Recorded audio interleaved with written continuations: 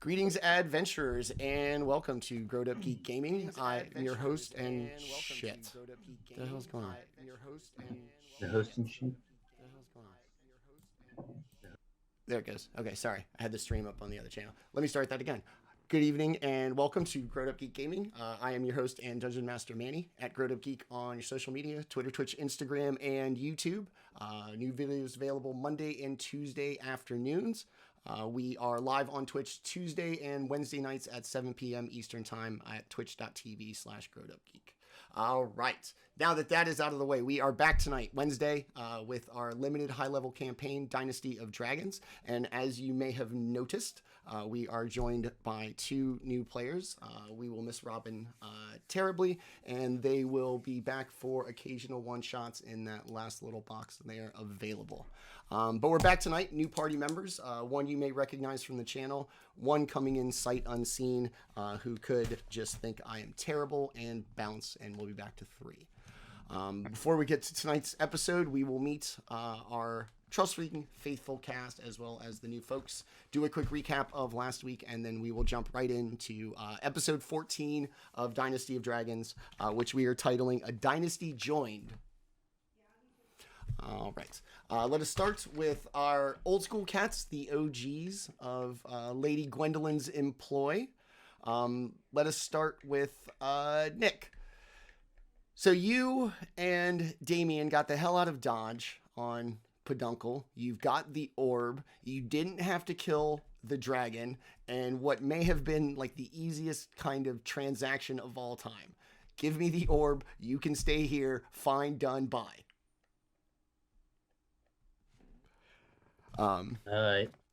Yeah, definitely from Banquo's point of view, it wasn't an easy transaction. We got the orb, but we lost Tess. So he wants to get all of the shit done and over with. So hopefully we can, unlock her, open that shit up, resolve this problem quickly. Get the Tess DLC. And wants to get back to town, supply up, because it's time to start doing shit quicker. Okay. The next one's just a few towns over. Yeah. All right. Very good. Sliding over, Daemion, are you in possession of the orb? Peduncle's got it in saddlebag? Yeah, most likely in the saddlebags. Okay. So your horse is carrying what essentially might be one of the most powerful artifacts in the world, and should he choose to attune to it... Hey, he's a really smart horse. All the more reason why he might try to attune to it. Look, man, I'm sick of being dragged all over creation for this shit. I'm going to attune to this orb, and we're going to solve this problem, and I want to go home. I want to eat some carrots. Fine, I'll do it myself. Yeah. Nah, man, Paladin Steed. Too good for that. Yeah. All right. I don't know, man. So tell us about Daemion. We were obviously sad to lose Tess last week as she continues or fulfills the oath that her family has undertaken for generations prior to her. But as a result, she has cured herself and her father of their chronic illness as a result. So aside from that, what are you thinking and what are you ready to do? Just move on to the next one? Yeah, I mean, it's devastating and it's really sudden. So I feel like at this point, the only thing that he really has is the mission. And, when you're trying not to think about something, you stay busy. So if he wasn't driven before, he certainly will be now to just do something for a while. And so off we go at, the speed of horse. All right.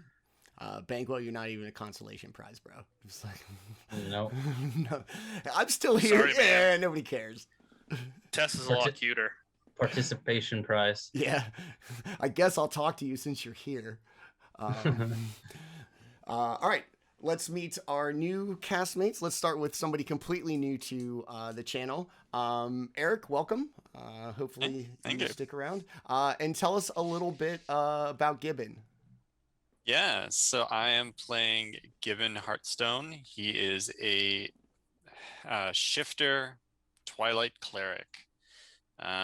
So He's very much in the service of Selune, the moon goddess, and his goals outside of normal cleric stuff is to make the world a little bit safer for shifters, and kind of styles him a little bit of protector of the night, for any of those folks that like to travel at nighttime.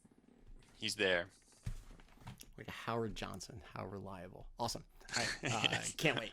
And last and not least, the person that I used to talk to about this campaign because he wasn't in it, and who helped me with the Lost Woods encounter, is now sitting here. So thanks for that. Now I have nobody to talk to about this campaign. Our good friend Tim, who's been on the channel before, and we're excited to have him. Go ahead and tell us about Umdar. Sure. Thank you for having me back, by the way. Always great to play.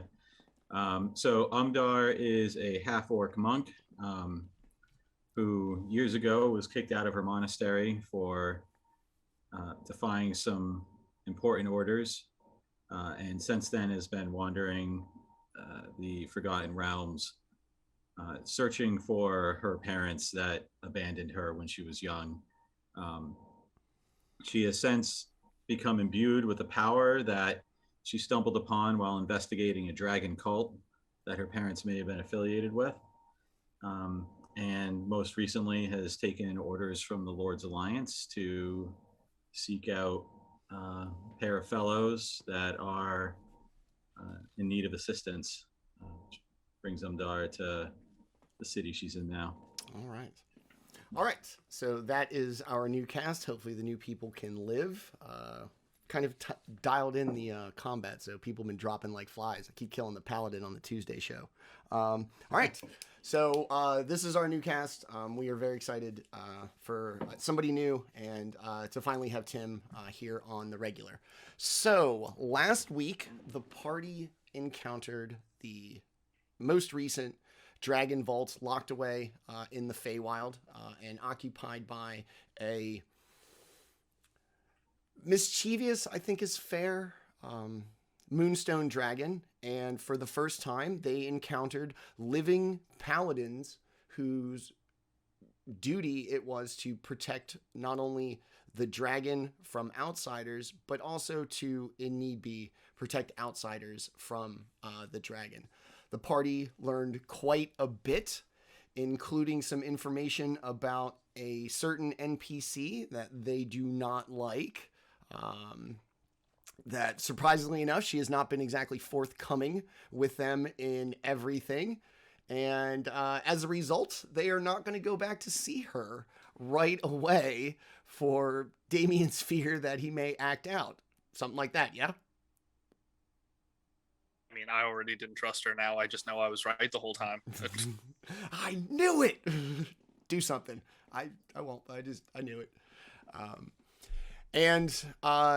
In the course of what seemed to be a relatively easy exchange, the party once again took possession of an orb, this time carefully, not touching it. Well done.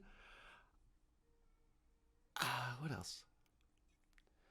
And then in conversations with the Guardian Paladins, Tess discovered that the illness that plagues her father and herself is a result of her family declining their duty to join the Dynasty Dragoon, the order of paladins that are protecting the dragon vaults.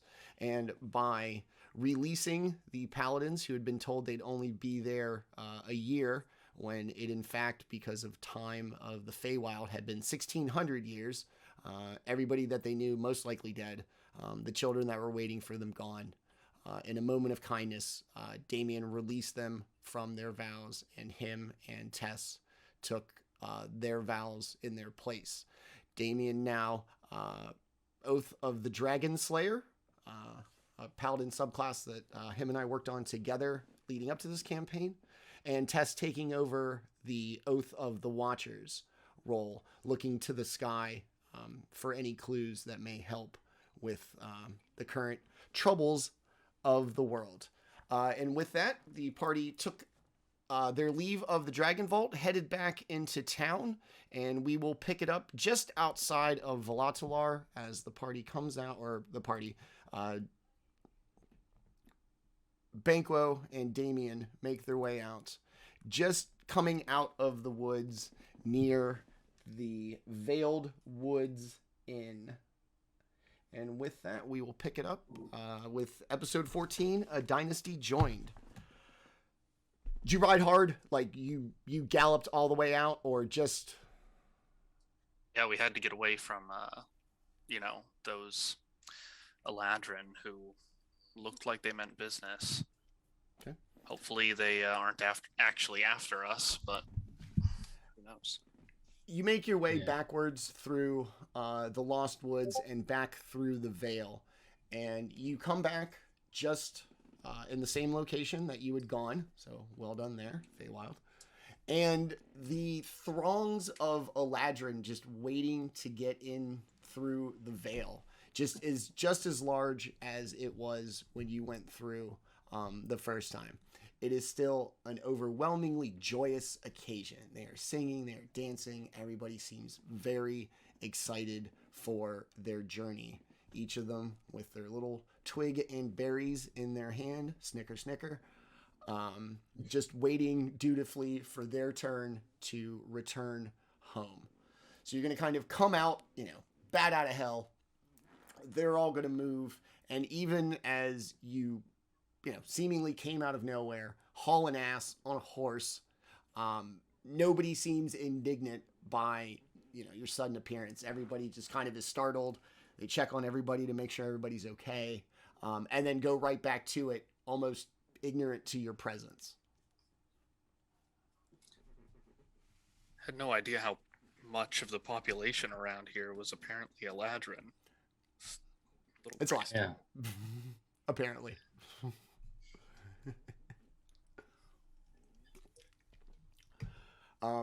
So what would you all like to do? As we pass the inn, does it look like anything of importance has happened? Like, is there anybody picking it apart?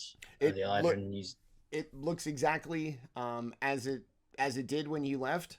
You will notice some wood planks nailed across the door in an attempt to seal it shut, and a very significant kind of padlock on the door as well.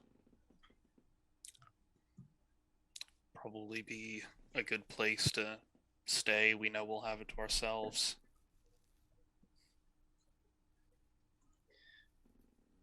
Yeah, that's reasonable. Besides, don't you technically own it right now? I mean, don't you have the deed or something? Yeah, you have. Yeah. I mean, legally you own it, I guess. Yeah, and I just kind of promised that I would give it back. Slide it under the door, to whom it may Maybe. Concern. If there's time. Okay. At least we're not trespassing. Yeah. Fact. So yeah, yes. Pop that open. Or we could hold off and go into town, and then come back here to stay the night before we head out in the morning. Yeah, I don't actually know what time it is, to be honest. It seems to be early morning. Oh. Oh, jeez. We must be in bad shape then. Been going for a while. Yeah. Yeah, the sun is going to be very low and at your back as you head towards town.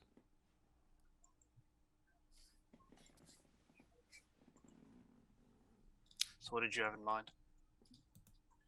I wanted to visit the market. I'm glad we got here this early because I didn't want to miss it. I want to see if we can find some sort of container for this orb and any future ones that we pick up.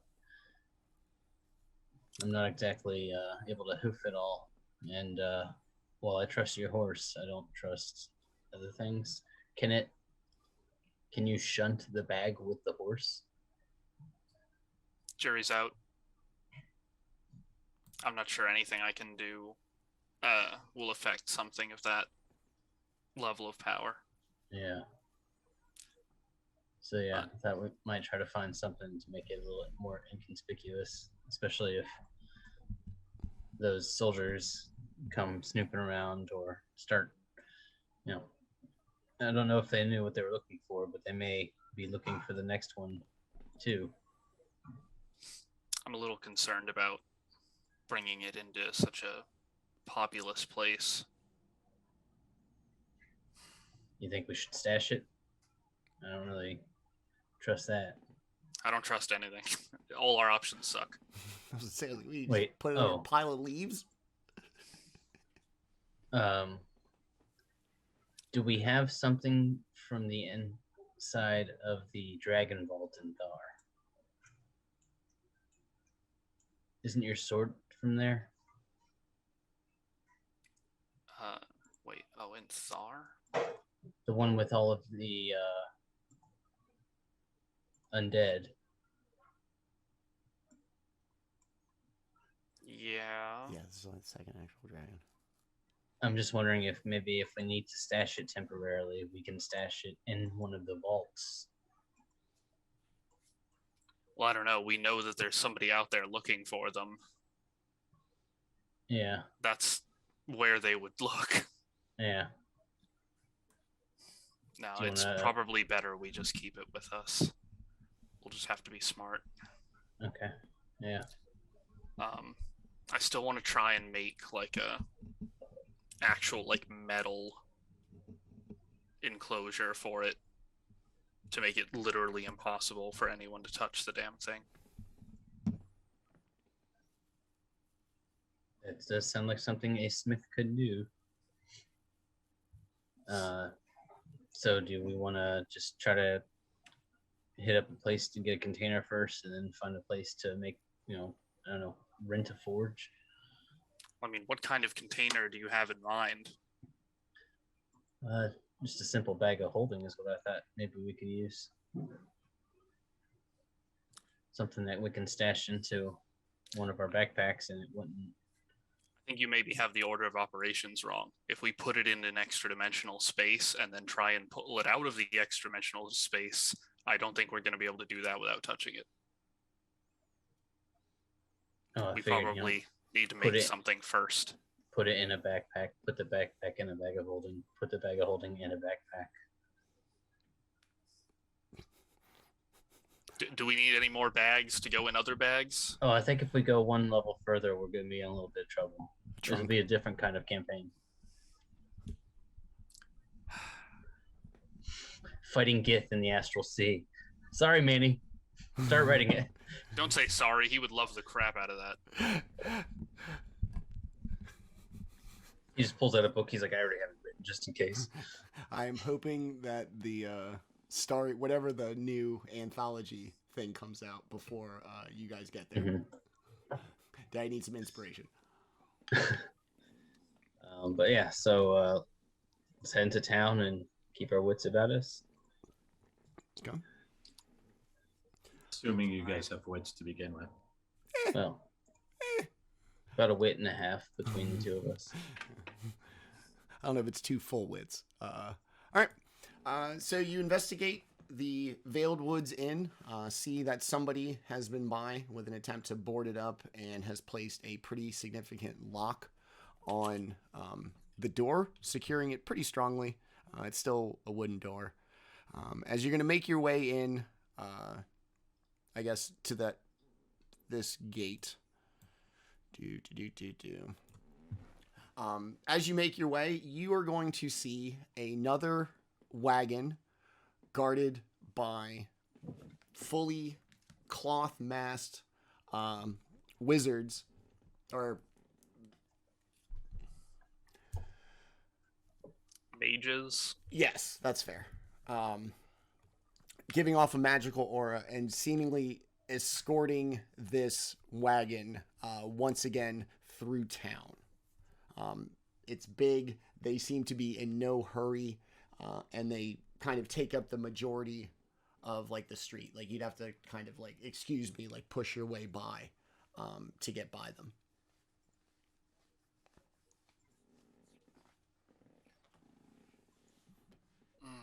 Maybe we take a different route. Yeah. Just a thought. Okay.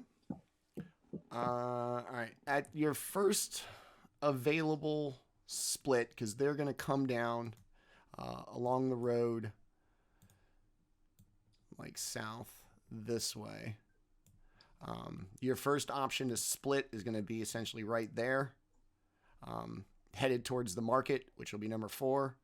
Or if you just want to like kind of bust out around them, and just try to get out in front of them. I mean, I think the market's fine, right? Yeah. Both of the things we're looking for, our search is going to start there. For sure. Alright. I guess just kind of be on the lookout for adventuring types or people with weapons that aren't guards, mage-looking motherfuckers. Try to find where magic items might be sold or traded. Also, forges and the like. Yeah. You make your way to the market. It is still desolate. Tons of signs. Stalls available. Absolutely no wizards. Inquire within. It's still early morning, so it seems like just the kind of fruit and like agricultural vendors are up. Moving about, you hear things being slaughtered, blood runs in the kind of butcher section of the market. And the rest of it seems pretty abandoned. Apparently, Eladrin were big in the retail industry of this town. And what few stalls are open, or at least beginning to set up, none of them, they just seem kind of odds and ends. Except one with this little busy gnome just kind of hopping up on a crate to put things like on the shelves and then hopping down, running around, just doing his best to reach average humanoid like height for his displays, but having a struggle because he's a gnome and he's short. But that's basically all you see as you kind of just make your way up and down the stalls this early hour. What's the little gnome selling? It looks like pretty decent adventuring gear, a little bit of this, a little bit of that, nothing kind of like not just weapons or armor, just potions, none of that stuff. It seems like a little bit of everything. Look over to Daemion. What do you think? No idea. Gnomes they're good at what they do, but inscrutable. Nice. All right, yeah, I'll walk up to the gnome section, or the gnome's cart, and The say, gnome section of the gnomes cart. yeah, Hey, you got any gnomes for sale? say morning. Ah! He's kind of startled. Oh my god, I didn't see you there. Hi. I'm just opening up, but if there's anything you need, let me know. And he just like really starts to like pick up the pace, making sure that he wants everything like out for you to see, as you're pretty much the only people kind of wandering the market at this hour. I'll look through the displays, and is there anything interesting that I see? It looks like a lot of second-hand things, usually of elven crafting. Definitely anything he couldn't wield. No specific like gnome stuff. But everything looks like very obviously like second-hand. I had to, all those Eladrin, they're leaving and they wanted to sell their stuff, so I bought it. Yeah, I bet it was a bit of a fire sale in the last few months. I'm almost out of gold, but I gotta sell some of this stuff. I need to get my money back.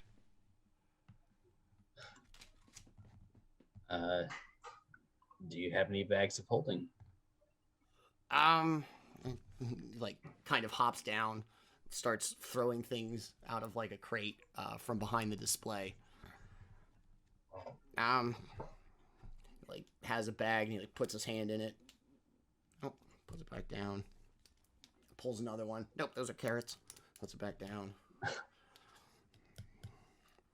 I know it doesn't seem that I have any, but I had one a couple of days ago. One of the priestesses from the Moon Temple, she bought it.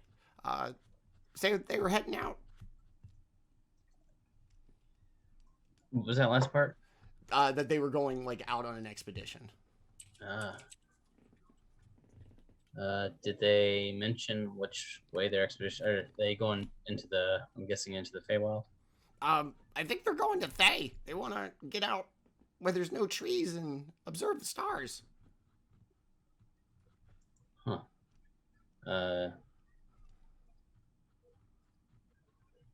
How much did she buy it for? Oh, I couldn't deny a cleric of Salune. You know, need to be safe at night. How much did you not deny it for? 20 gold. Oh, shit. Okay.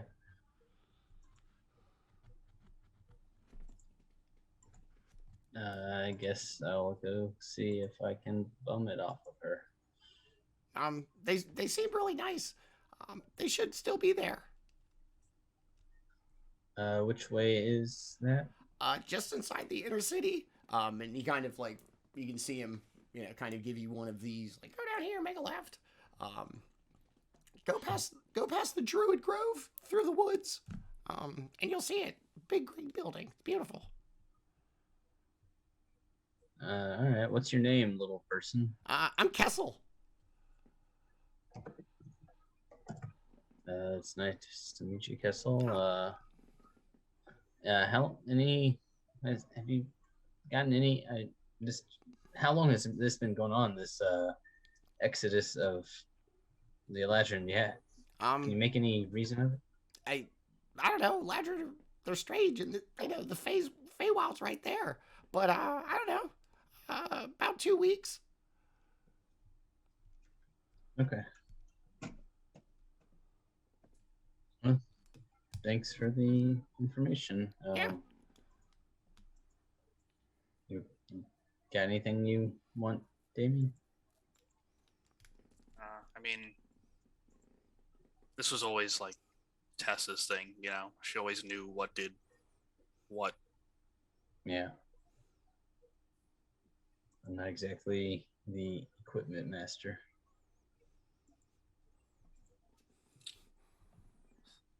Oh. Are there any like abandoned smithies in the market? There does look like a stall that is abandoned, but it does have like a forge and an anvil. Should be able to fire that up. Get to You work. got your smith tools? Yeah. As long as I can get that forge heated up, should be able to throw something together.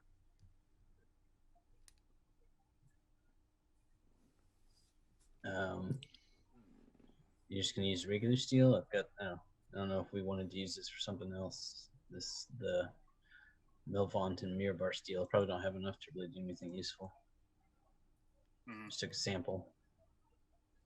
I think when it comes to, making just a container of sorts, unless we had something sturdier, steel's going to be steel, Okay. Any idea how long that'll take you to make?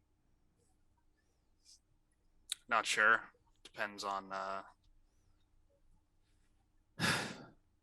how easy it is to get the forge back up and running, but it's not a lot of material, so not too terribly long, I hope. Manny, wink, wink. Yeah, I'm with you. You're gonna do. I have a feeling you're gonna do some of your best work. Amazing. All right. It's weird. Just feeling it today. Yeah. Suddenly inspired by the Feywild. Feeling boxy. Boxy. Not a. Don't make me pantomime run, okay? All right, so Daemion, do you want to stay and do the forge thing and let Banquo go off? Yeah, I can do that. Okay, split the party. Yeah. Yeah, Banquo goes off alone, and I stay here with my familiar and my horse. And In a very crowded space, or well, a very open space at least. You should send me with Thorn.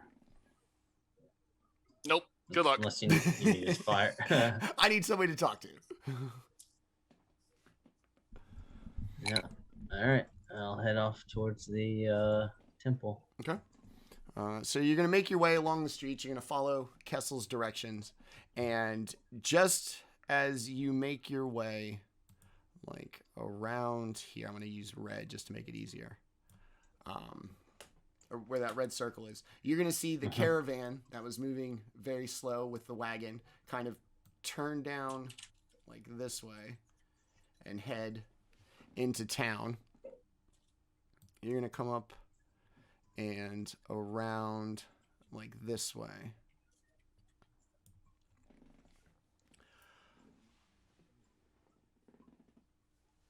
All right. Umdar, you are going to be sitting in a peaceful green space, meditating. That's correct. Okay. So go ahead and give us what you're meditating on and a strong physical description as you sit in the park.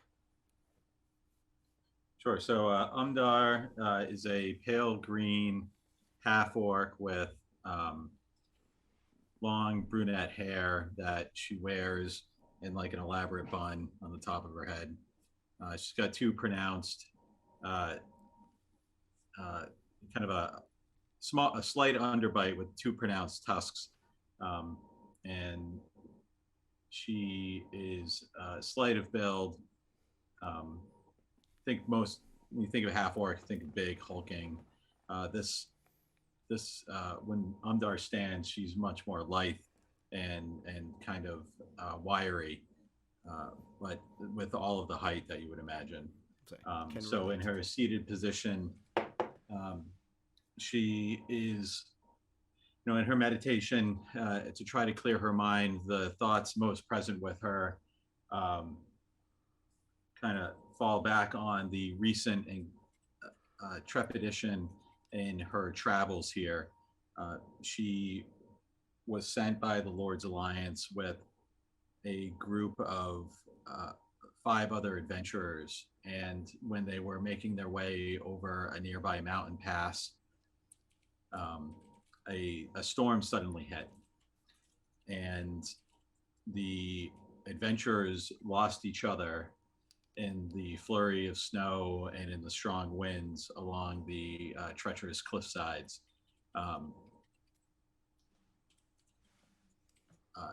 think Umdar had the advantage of being able to harness the strength of her inner self to keep her body warm and keep her mind sharp to avoid any potential pitfalls or succumbing to the treacherous cold.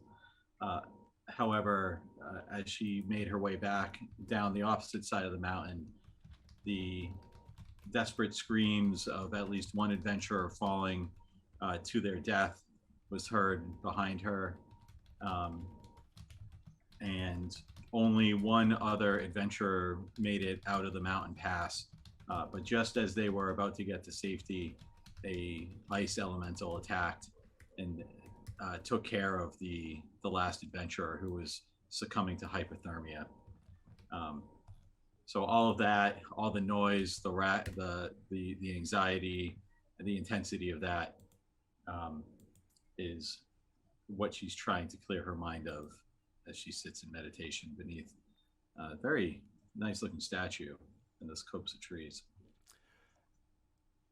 And then as you sit there deep in thought and reflection of the kind of recent troubles of your travels, your very keen monk awareness kind of triggers.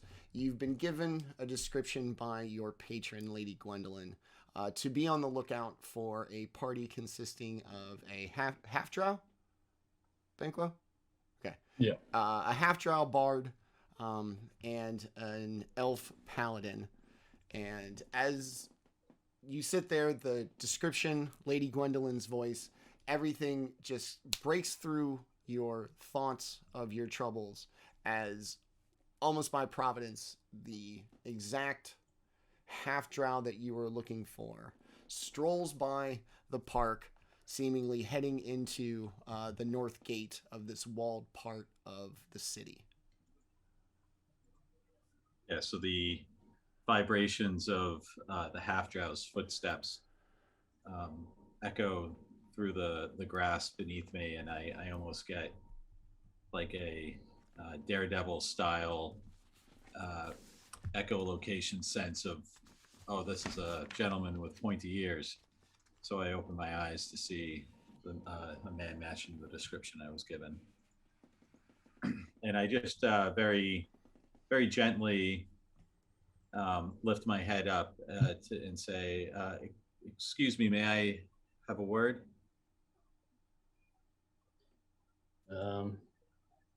Yeah, seeing he doesn't look too dangerous, I'll say, yeah, what's up? Are you Banquo? Kind of look around my shoulders. I look over my shoulders and say, who wants to know? Can you remind me the name of our contact at the Lord's Alliance? Lady Gwendolyn. Gwendolyn.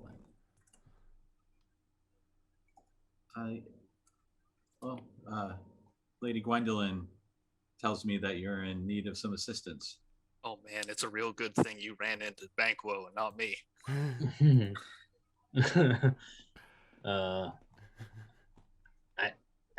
I knew that bitch was watching us.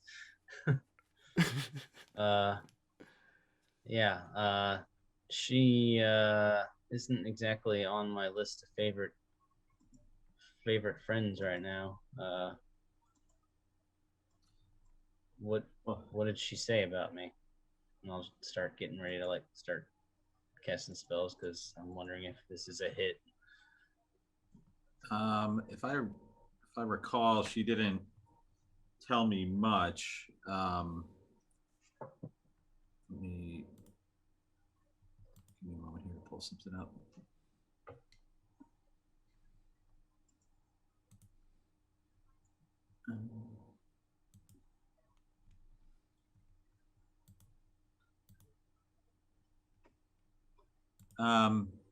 Yeah, so Manny, feel free to interrupt me, but yeah, well, the good lady Gwendolyn, as I've known her at least, mentioned that the dragons might be real, and there are some locations that we're referring to as vaults. And I've been sent to help investigate. She wouldn't have told you that much. You're just looking for something. Okay. Yeah.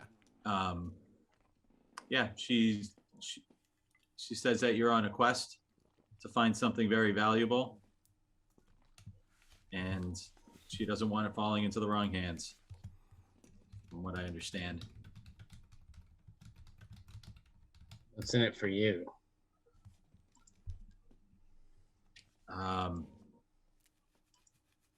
I am a leaf on the wind in that regard. My motivations are rarely my own. I adventure, escape from solitude, perhaps for a few weeks.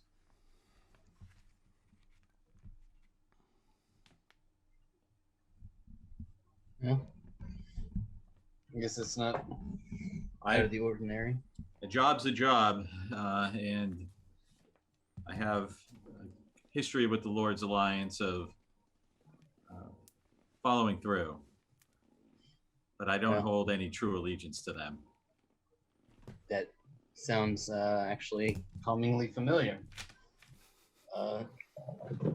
Tell you what, why don't you follow me? I'm about to go run an errand, and then I'm gonna head back where my friend is working on some stuff. Maybe you can see what he thinks about all this.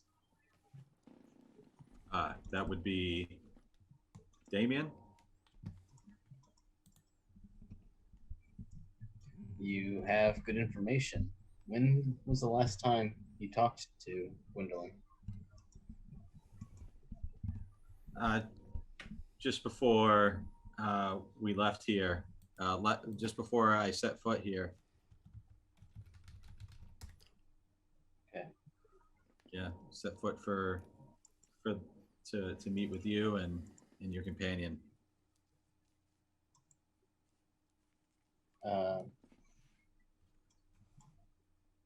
Did she say any other names?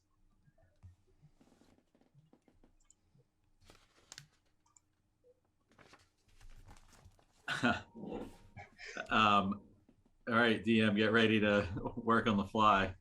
She said that there were, all she mentioned was that the two of you were working alone and were in need of support. All right, yeah, we need some. There's got to be some retcon in there somewhere. Because if he last talked to her a week ago, that wouldn't make sense. Yeah, we're gonna do days. But we were in the Feywild. Right. So we'll just call it days. Okay. Since you spoke to her, and then she teleported you a little further away, over the mountains, lost everybody. Teleport mishap. Yes. So we'll call it days. Okay. Yes, it's been days now since the last time I spoke with Gwendolyn. She sent you by yourself? No, unfortunately, my companions met an unfortunate end in the mountains, and he kind of shrugs over his shoulder where there's just these real terrible looking peaks poking up over the horizon. Yeah,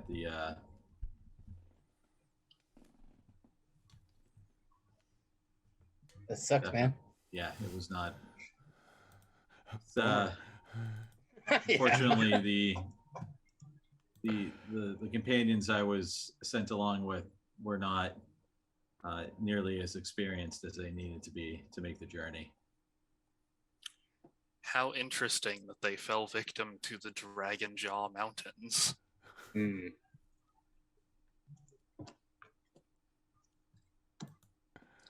Yes, the teeth of the dragon's jaw proved too much for them.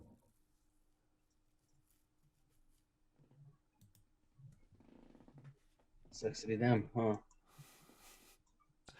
Yeah, so I don't know if you need my help. I'm here for it.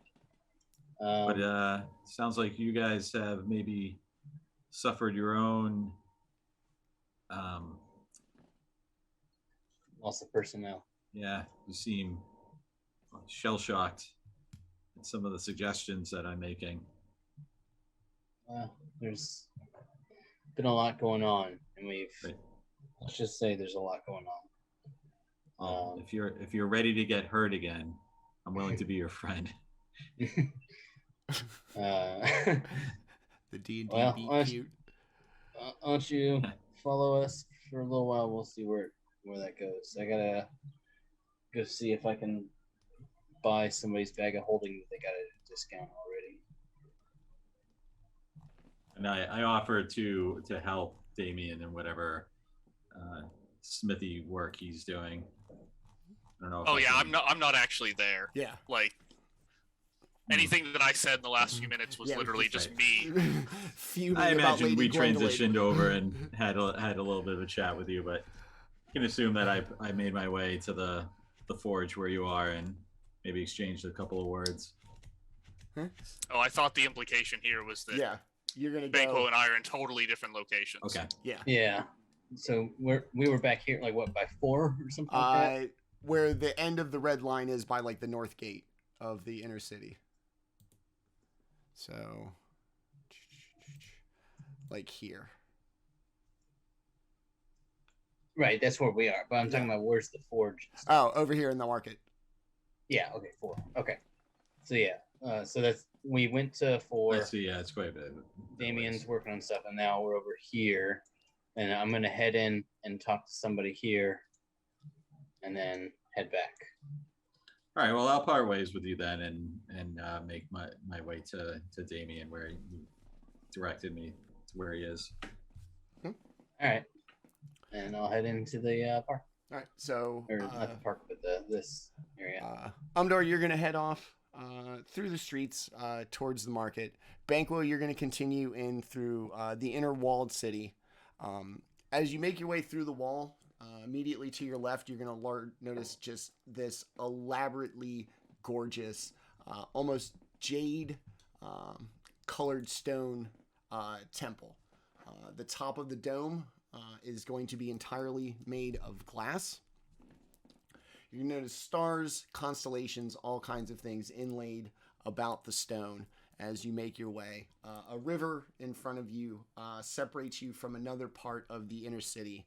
And as you look, you see a very fortified walled structure across the water with a significant number of towers sticking out of it.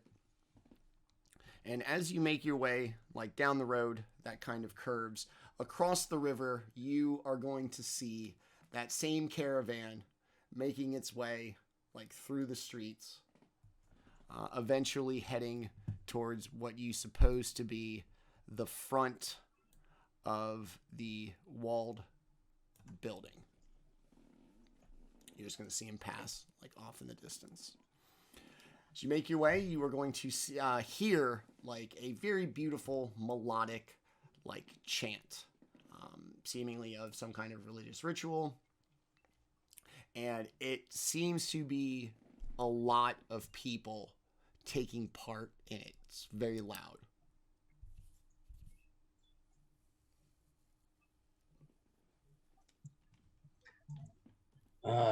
I'm starting to suddenly get the urge to follow this caravan because Chekhov's caravan. But I'm just gonna go ahead and continue towards the temple. Okay. All right. You're just gonna walk in, open the door, in you go. Yeah, I'll kick it open like I own the place. Okay, cool. Religious places love that shit. It's called fervor. It's called panache. I'm making an entrance. Thank you.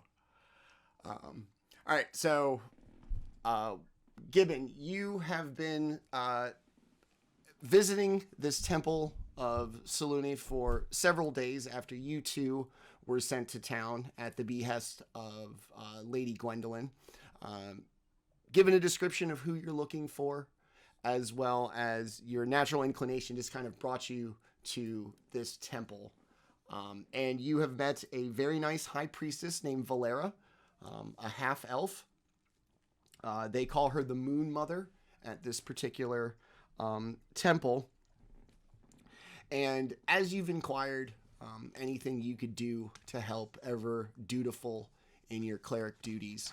The one problem that she has noticed that she has asked for your assistance these last couple of days is charting the stars and the movements of the moon that seem slightly irregular given your extensive knowledge of phases of the moon cycle, all these other things. Something isn't quite right, and she has been desperately seeking like any kind of insight you would have if you had noticed a shift in the stars or what this could possibly mean.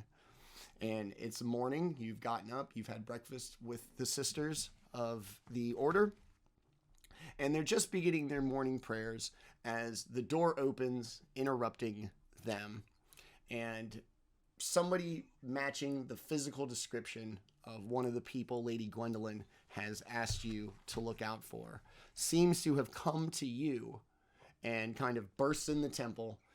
All of the sisters, startled, go silent. Banquo, you stand there. Everybody seems very awkward that you just kind of barged in here.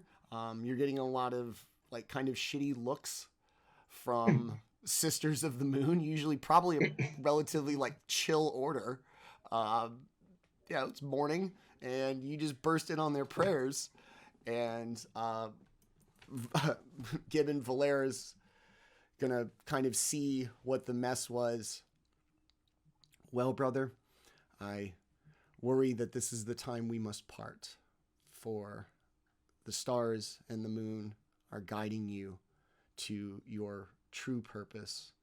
And while I thank you for all of your assistance, I know that you have bigger issues at hand, and I will grant you your leave. And she kind of bows very deeply to you. And as she kind of, takes her leave of you, how are you going to proceed to this interloper, to your holy order, as well as give us a physical description? Yeah. So I think when Valera bows, Gibbon is going to do a short bow, as much as his perhaps girth will allow. He is not a slim man, so he's got a little weight to him. He's not a young man either. He's probably in his early middle years. Dark hair, graying at the temples. He's got some emerald colored eyes that glint a little bit in certain kinds of light. Short hair, clean shaven. But his face is clean shaven, but perhaps he's got a little bit of a hairier look to him. The neck and the arms and the shoulders are not as not as clear as they could be on younger men, for sure. However, despite his girth, he's got a little bit of you can see muscle for years and years of walking around out in the wilderness. He does have full plate. I don't think it would be on inside the temple. That would be a little bit disrespectful. But he does have a simple silver cloak that he keeps clasped. So I imagine when this half drow fella comes barging in, Gibbs going to be a little he's going to perk up a little bit. There's going to be a little bit of a smile. He's going to walk up and he's actually going to pull a pipe out a little bit, and he's going to kind of mindlessly fill a pipe. He's got a big presence. He's got really kind of that like scout dad energy to him,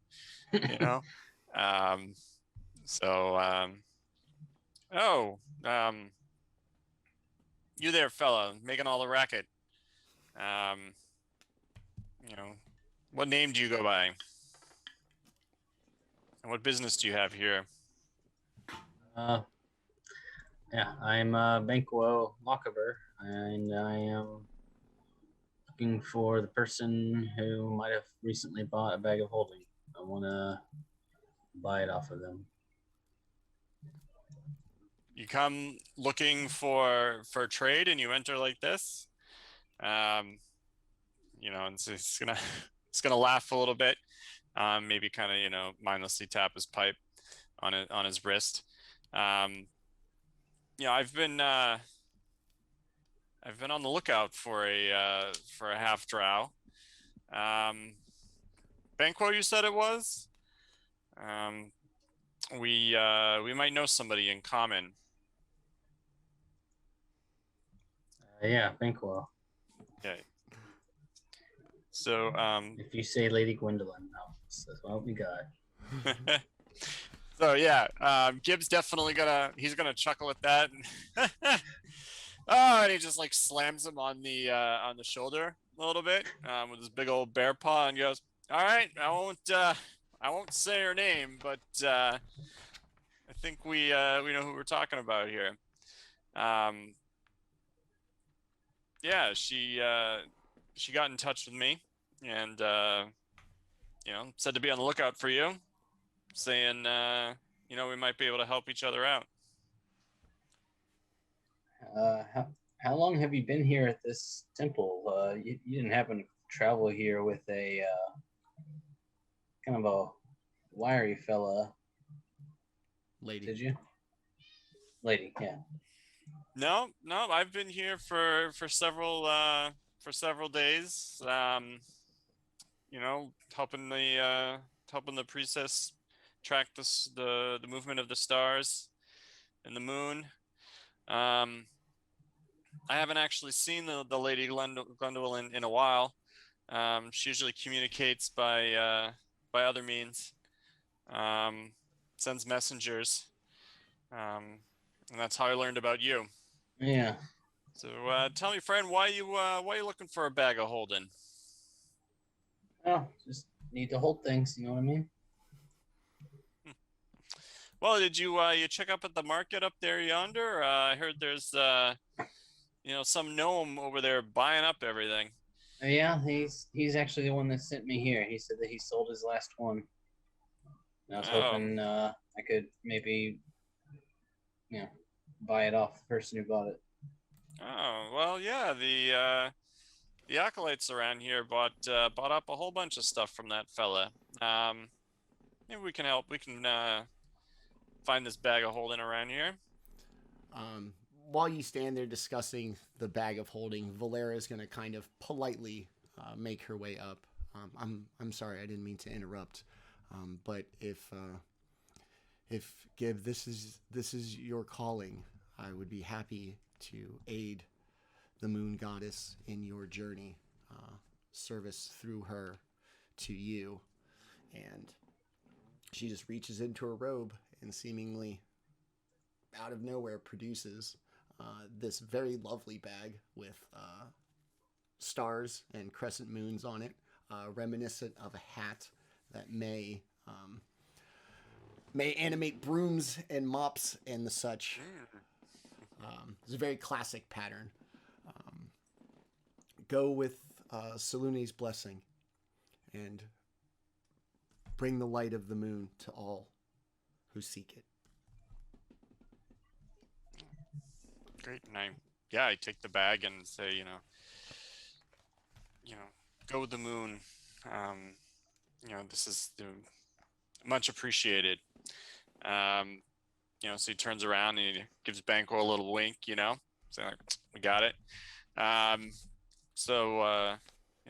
Let's say you and I get out of here. And he just kind of like throws a big old bear arm around Banquo's shoulder and starts marching towards the door. Yeah, I guess see if I can run into anybody else who Lady Gwendolyn has sent for me on the way back to the forge. And I'll turn to Valeria and say, I appreciate you letting me borrow one of your acolytes. I'll return him in like new condition. May the light of the moon guide your way. She gives you a little bow. And can I repay you for the bag? Do right by our moon mother and bring peace to this land. The stars do not foretell a pleasant future.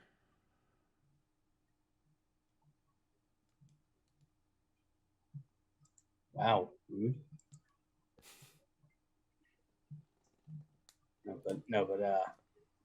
Well, there's definitely a lot going on. It's going to affect a lot of people, so thanks. Tell Saloon I can use all the luck we can get. And yeah. Head out. Okay. You're going to make your way back basically the way you came. The more direct route, since you don't have to cut around the wagon that's being transported through town. So you're going to make your way back. Daemion, as you've managed to find like a stockpile of wood in this stall, And as you kind of searched about, you saw that this place looks like it essentially just didn't open one day. Like, it's not like somebody cleared out all their inventory. They left a lot of their stuff. Like most of the empty stalls that probably belong to an Eladrin now on their pilgrimage. And very short order, you're able to get the forge fired up as you wait for it to get hot. Kessel, having had his stand all kind of arranged, all the bins full, seems to have taken kind of an interest in you. And he just seems to, like, not while intrusive and all up in your personal space, is definitely kind of peering over what remains of the displays of the stall that you're in. And you can just see him just being super curious. I'll think over to Peduncle, like, make sure nobody gets too close. And, you know, he gets off his little crate to see over them. So for the most part, from your perspective, you can't really see him. It's too short to see over the displays. And every once in a while, he'll kind of pop up from a different angle in another empty stall. Just exceptionally interested in, like, what you're trying to do. Getting a little gnomesy, huh? Nice. Yeah, just seeing the competition. I don't plan on being around here long enough to be competition of any sort. Oh. What I make for myself. Oh, very well. You take commissions? What do you want? I don't know. Kind of looks at, you know, his inventory. You know, elves, lots of wood everywhere. Not a lot of steel. Think it'd be nice for something. Anything. I am an elf. Plenty of us work with metals. Not these. How do you mean? All the Eladrin. None of them. Oh. Yeah, it's not really the style of those from the Thay. Yeah, they have that same aesthetic and just wear it into the ground. Should have seen them out in the woods the other day. Oh, I've seen them. They did not leave much to the imagination. You know, them kind of all naturey and crunchy. You know, not here in the city, living the urban life. To each their own, I suppose. Sure, more room for me. So, I'll ask again. What is it that you wanted made? I don't have a great deal of time.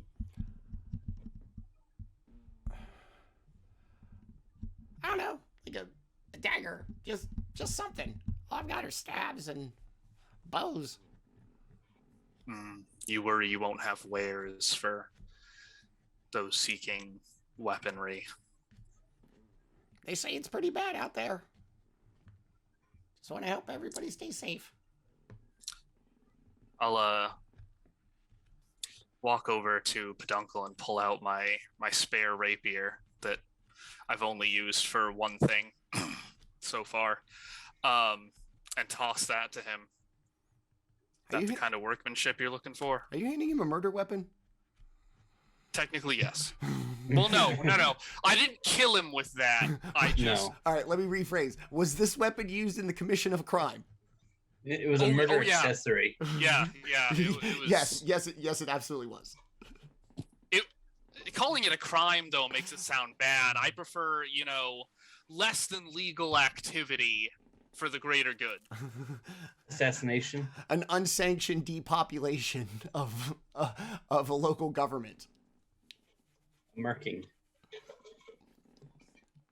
He takes it and just its size, kind of throws him off balance as he stands on this crate. Yeah, that'd be great. You see him like a kid, like trying to wield like a big stick. He's using like both hands, and he really has to keep like his elbows in.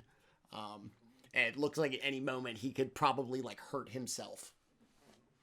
All right, maybe let's not put that away. I'll make you Okay. something. Like Looks what? to me like you might need something a little smaller for yourself. No, it's not for me. I'm totally safe. Are you now? Well, I'm easy to hide. I'll do what I can with what I have left over. Thank This you. is kind of important. He's kind of like swinging it around. And he just kind of, like a child caught up in a toy in his own imagination. Like you can see him just kind of like scurry down the street pretending to slay whatever it is that gnomes have as a natural enemy, which I imagine is anything bigger than a dog. Yeah, roughly like a Or geese. large falcon or Yeah. something. Anything that might just kind of swoop down and Snatch him up. I hate eagles. man, that's the third time this week. Man, They're now going we're faster than running me out and of Ladder. gnomes. Jesus. Yeah. All right, so he wanders off, like I said, seemingly occupied with his own imagination, playing whatever it is that gnomes play at with a rapier. You don't see any real kind of traffic, like through the market. Not a lot of stalls have opened. You do see occasionally, like somebody very obviously curious. You're kind of standing in a big open area of empty stalls. You're unfamiliar and like the forge is fired. So people are mostly just kind of inquiring as to who you are, but not anybody like actually coming up to you. Well, I've got a, pretty big horse keeping an eye out and a little other guy, I'm sure, flying around somewhere. So, not too concerned if neither of them is. Just try and get this finished. I want to get it put together and sealed as soon as possible, because just the whole thing makes me nervous. You're going to get to work? Yeah. Okay. The forge comes up to temperature. What are you going to use? Probably just base steel. It's the only special metals I really have right now are mithril, and that's really more about weight than anything. Save that for... Check I out might my make a little mithril something. bowling ball bag. I might have to make a little mithril dagger or something for that poor gnome so he doesn't kill himself just trying to swing a fucking weapon. Okay. You get to work, melting, and slowly beginning to forge essentially like 6 panels? Yeah, just not even an openable box, just a box. Oh, wow, okay. Yeah, once I get 5 of them together, the orb's going in and the 6th one's going on top, and that's that. Okay. You're gonna make the panels, assemble, place, seal, that order? Sure. Okay. It's getting more complicated than I was expecting. Welcome to my show.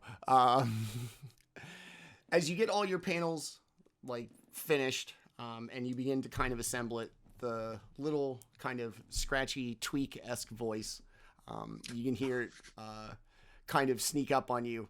Hey, what's in the bag? And you can see him point to the saddlebag, very clearly kind of bulging. The orb is pretty big. If you get any closer to that bag, I will remove your head from your shoulders. All right. Just a little curious. If you wanted to sell it, whatever it is. Yeah, you already admitted to me that you are running out of money, so nice try. Oh, I don't know what's in there. Might be cheap. Yeah. All right. Just kind of goes back, like starts swinging the sword like down the street. This time, like almost hitting somebody. Just having the time of his life, completely unaware. Oh man.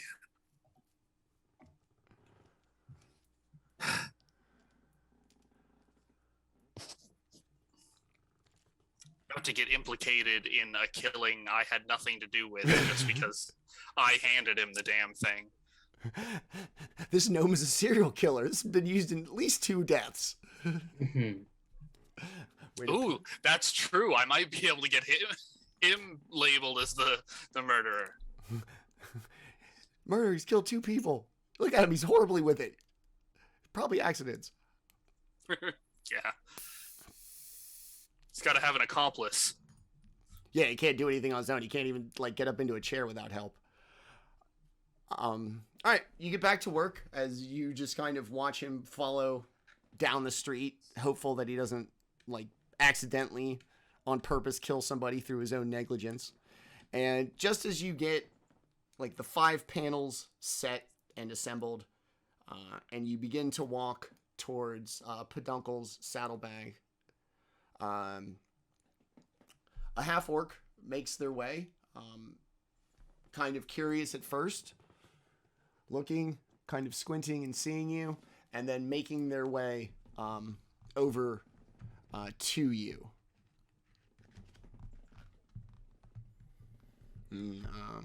Umdar, it's going to be you. I was told you might need some assistance. Must have the wrong person. The stall's not open for business. I didn't mean with the smithing.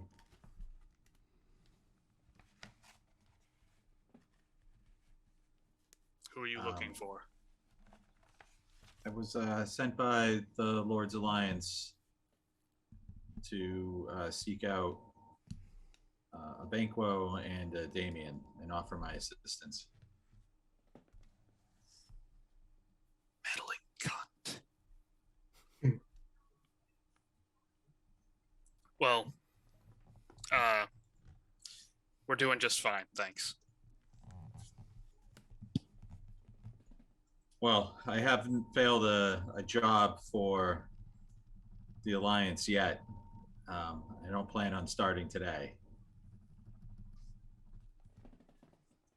And what exactly is your job? To help you find whatever it is and to keep it away from anyone else who shouldn't have it. They were very iffy on the details. So hoping that you'd actually be more forthcoming in that regard.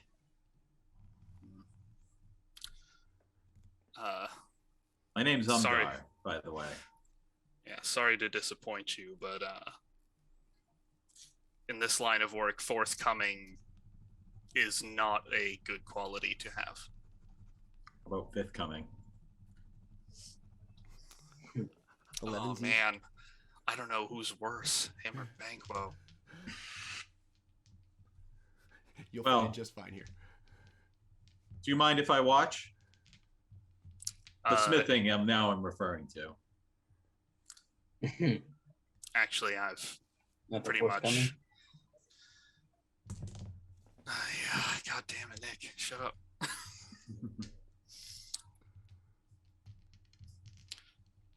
Actually, at the present moment, I'm a little wary of anybody seeing what I'm about to do. So if you're really here to do what you say you are, maybe just keep an eye out.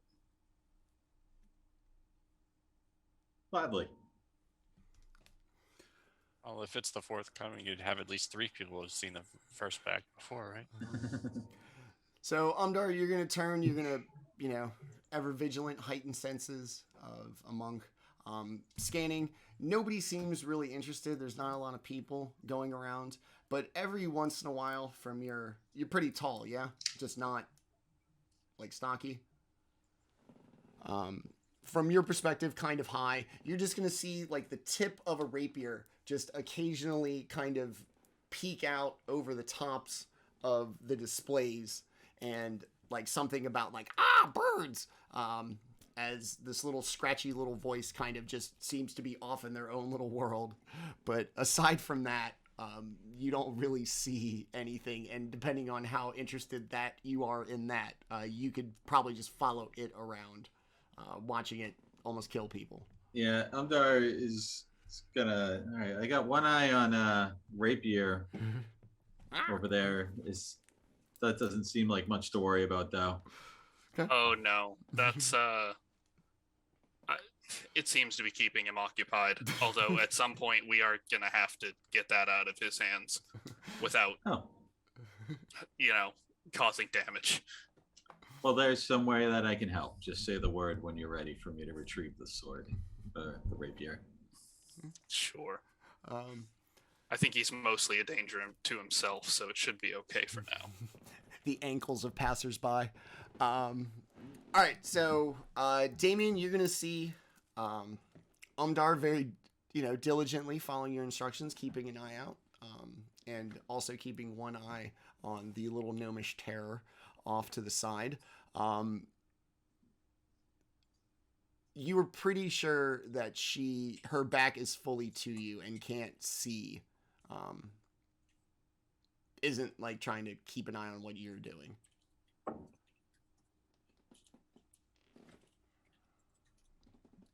right. So, we've got pretty much everything together. All I've really got to do is, carefully not touch it, put it in the box, seal the box, and that's a level of security we didn't have before. As you finish the last couple of hammers as you tack on softened metal to fuse the two panels together, you're going to see a giant, physically impressive specimen. Hairy arms, kind of boisterous and a little loud, making their way towards the market with Banquo. As he rejoins you, seeming having found a hanger-on of his own.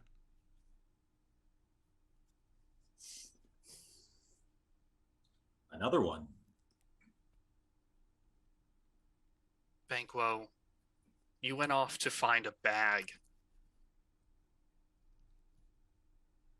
Yeah, I found the bag. Hold it up.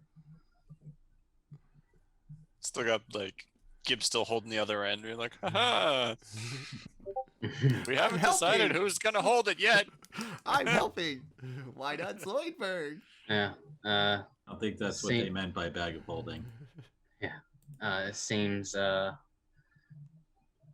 we're being watched still, and the Lord's Alliance is still sending help because two different people have both run into us, and that means we need to decide what's up with that, and B, we need to get out of town. Yeah, I am just taken aback by the revelation that we are still being observed. Really. Yeah. Just so terribly surprising. Yeah. This is my shock face. I'm going to extend a hand to Gib and say, hey, new guy, welcome to the party. Gonna just joyfully take it. Haha, I'm glad to be here. Who are you? I was the new guy till you just showed up, but my name's Umdar. Oh, well, you look like a lady to me. Thank you for saying that. Thank you for Yes, reminding me. I identify as such as well. All right, and I take this this sunny chap over here is Daemion. Is he sunny? I didn't really get a good look at him before he told me to turn around. I swear, somebody needs that bitch to learn that my job gets 10 times harder when everyone knows who I am. Banquo will turn to you and just kind of say, did you get it finished? Yep, it's certainly a box. Good luck getting that open with anything short of, well, smithing tools. Yeah, that should do it. So, why? Well, sturdy, isn't it? This is not really my idea of an adventure, but What's Perhaps the there's more to this box. what's the box for? Containing things. Wife's beautiful head. I mean, I have this bag. Put stuff in that. Why do you need a box? Why do I need a bag? Why do you need a bag? He just kind of gives Banquo a nice elbow in the ribs there. Because eventually we're gonna run out of room on peduncle. Yeah, good luck with that. But there's a tavern nearby where we can get each other up to speed over a nice flagon of beer, or are we just gonna make eyes at each other? I really don't think we should stick around that long.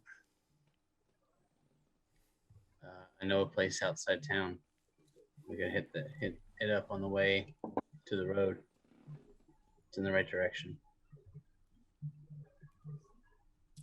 As much as I hate to say it, I did tell this little merchant that I'd lend him a hand. I'm sure we can negotiate something out of it ourselves if you can give me a little more time. Yeah, that's fine. We'll grab some street food, bring it back here. We can powwow about it. Yeah, just watch your legs. So yeah, they're cutting Achilles tendons. He's trying. Banquo, you're gonna head off. You saw like a kind of smoked meat vendor on your way back.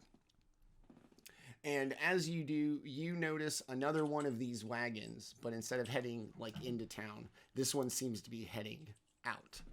It's moving a lot faster. The wood is not groaning under the strain of a heavy burden. And it seems to move like quite quickly through town, headed out.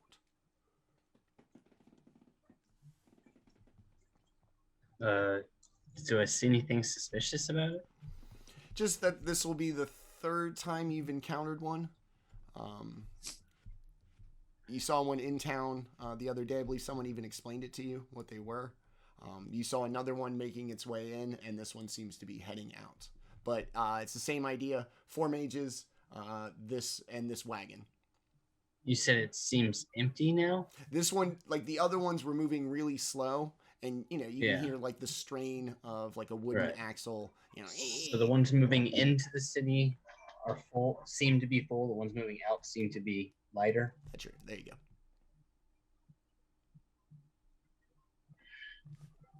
This is some fucking... I'm calling my guess now. This is some 5th of November shit. But yeah, I'll just go about my business. Try to go get some food and some ales to go. Okay. Provide it really quickly. Cut it off the leg of whatever odd creature seems to it have been from. You make your way back. Daemion, you make pretty short work of, not only is it a dagger, but I'm guessing a gnomish scaled dagger, so it can't be bigger than this. You put some effort into it. You've got some pride in craftsmanship, but at no point are you making this to try to impress him. And as he hears the banging on the anvil again, you can see some startled people out in the streets, suddenly jumping out of the way of some unseen thing. The tip of the rapier kind of peeking out from the stalls every now and again. This is my favorite part of the whole campaign so far, is the freaking gnomish weed whacker. Hey, what are you doing? Is it my turn? Like, still kind of swinging it around. Looks like... Yeah. Right. Put that away. All right. Sound like my Can't wife. keep that one. That one's mine. What? Can't keep it? All right. No. All right. Like, he goes to give it back, and you see, like, he tries to like hold on to it a little too hard. But, he's got a low strength, so eventually you just kind of snatch it from him. Yeah, I'll just freaking pick him up with the sword. Like, really? Yeah. Here, you can have this one. All right. Oh, nice. Like, just starts like outwardly stabbing with it.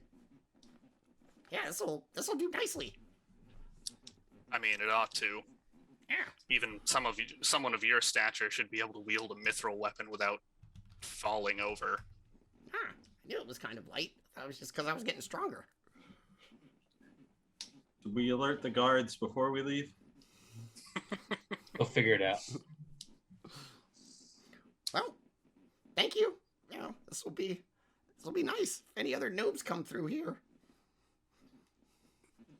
Yeah, I can make you some ordinary steel, swords, maces, what have you, but Nah, that's all you want?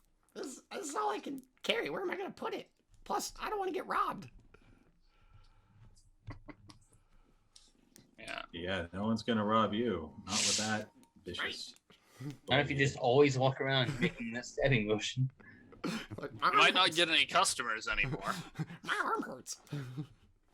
Never not be stabbing. I love the two views we get of Manny Yeah. pantomiming the. Yeah, I forgot about the other Nice. camera that's not on the stream. Yeah, you just see him kind of like bugger up. How much do you want for this? Look, I know you're short on cash, but maybe I can find something in your wares. Wow. Wow. Short on cash. And stature. Come on now, guys. That's rude. Yeah. I got a lot of elfin stuff, so I guess that might work. Just what are you looking for? Start like tearing through the boxes once again, just throwing stuff like everywhere. I'll just try and channel my memories of Tess. Try and think like, what would Tess want to look at? Keep an eye out for anything that fits the bill.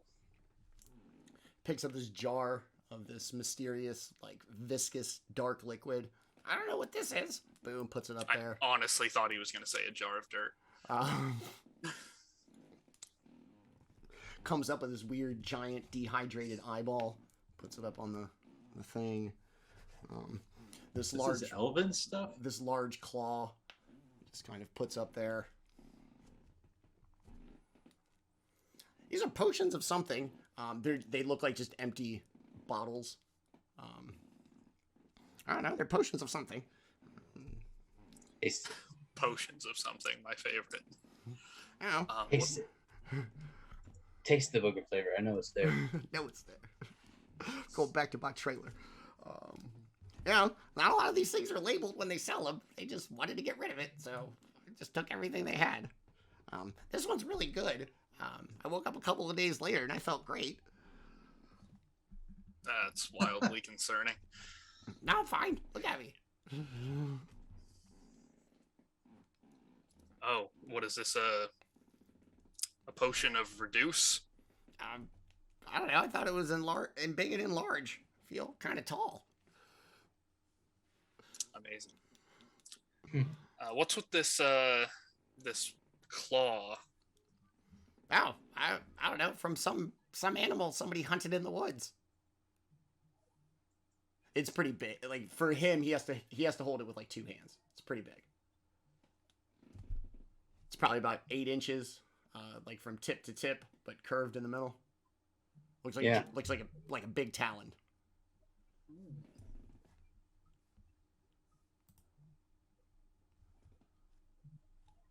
Yeah, all right. That looks interesting. Huh. You see him hand it to you. And as he does, you can see there's like little bits of like dried flesh as well as Ugh. what looks like dried blood on it.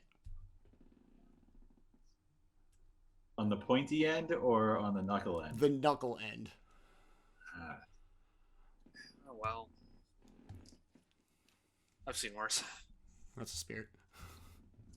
I mean, what was it, like a week or two ago? We had to rip the fucking rotting head off of a zombified corpse and First of all, carry it to the next town. Half two is mighty strong.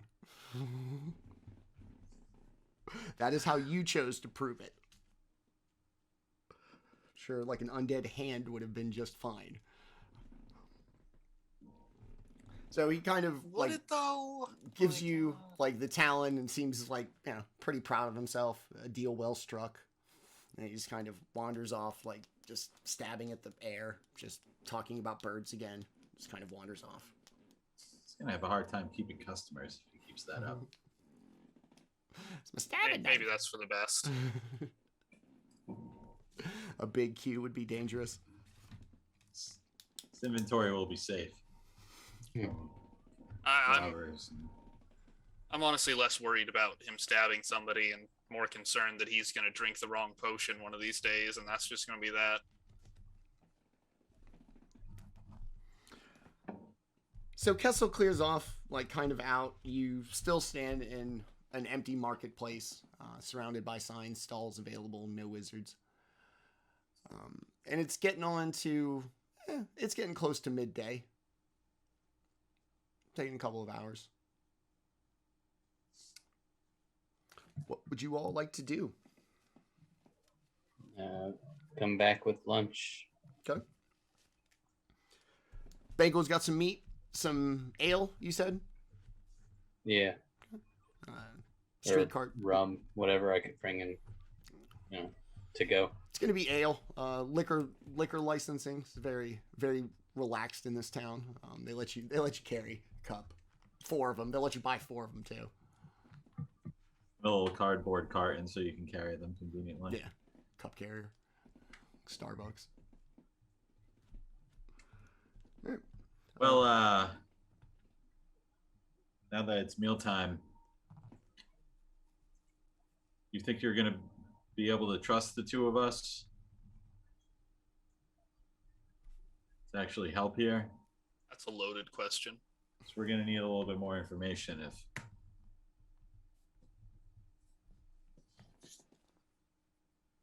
Gib we're just ill-equipped. like double slaps his gut and was like, "It's too much of me not to trust." And he just like grabs one ale, downs it.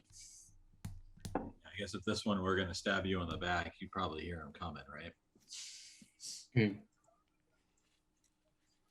Yeah, it's just So what's in It's the not that- box?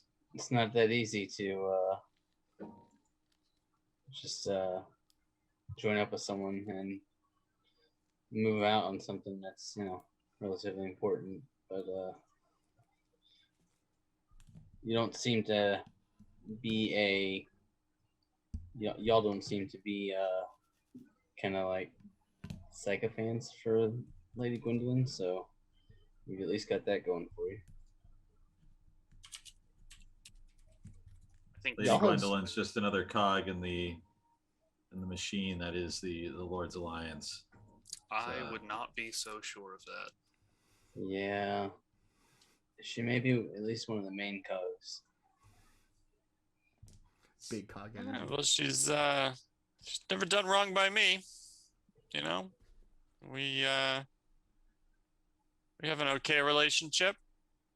You know, she asks me to do jobs for her, and I get a little bit of coin in return. She does a lot to help my people, so not too bad Is- from my is- perspective. Is coin your primary motivation? I mean, coin helps me achieve my primary motivation. Yep. So over the years, I've made a name for myself. Keeping the roads safe at night for those who walk them. But my primary goal here is to help build a better world for my people, and Gwendolyn helps me achieve those ends. So it's I've got no particular love for her, but at the moment the needs align, right? And she's paying. It's all right. Yeah. I can live with that. Yeah, I It's the same can't. reason most of us took the job. Yeah, I can't really object to that at all. It's how we originally get started on this, and then let's just say it got bigger than us. So this is not just a simple retrieval mission or some It is item. It is a retrieval mission. It's not simple. Yeah, that's exactly what I was going to say. Is it started out as something like that, and now it's gotten a little. The scope has increased, we'll say. Well, I can also assure you that my primary motivation is not to further the cause of the Lord's Alliance, even though that might be what I'm currently paid to do. There are some benefits from taking contracts from such a large organization. They send you far and wide. They give you a wide berth to decide how you want to get the job done. Now I have other goals that I hope to accomplish, and for me, the Lord's Alliance is just a means to an end. Well, I'll tell you this. Right now, we are seeking out a number of hidden artifacts of some kind of importance. And it's entirely possible that finding them is the only thing standing between Faerun and complete destruction. A ruin. Complete destruction, you say? Are we talking about what kind of destruction are we talking about exactly? That's important. We don't know. Well, that doesn't sound good. As you might have heard earlier, there's a lot we don't know. Well, that's sounds like quite the adventure with perhaps a lot of fame and glory on the other end of it. Not that that's anything I'm interested in, but those are the kind of adventures that are usually the most fun. So I'm up for that. You have my friend and my other friend to assist. Hands rated E for everybody. Well, Hackworth gets a nice big slap on the back and a big chuckle from Gib. I like this one. we are following a map of sorts that we found a while ago, and if the map is to be believed, we're about halfway towards searching all the possible locations. So how many of these artifacts have you discovered so far? 2. One of them is... Well, no, 2 of them are now missing. Yeah. One wasn't there when we found the location. That was the original. And the next one was retrieved and then Lost. confiscated. But we're concerned that one of them is in the possession of someone trying to use it. Mm-hmm. And that's very concerning. It's very important that we keep any more from falling into the wrong hands. But we don't know that every day we search for a place that we don't know exists to find something that may not be there or that may have already been taken by somebody else.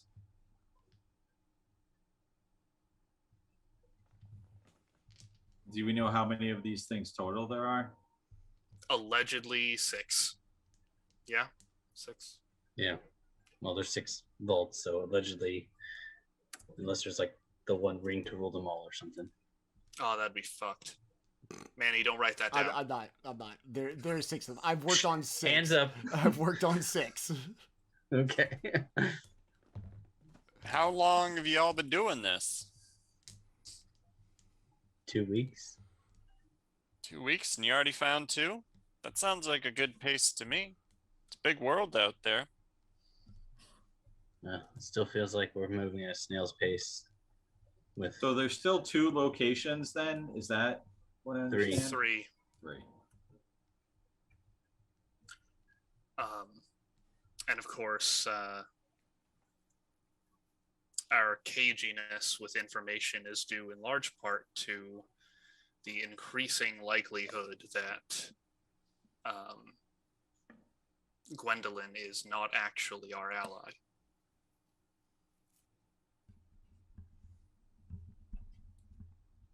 How often do you hear from her? We don't. You don't? Oh. I get messages from her, messengers from her once in a while.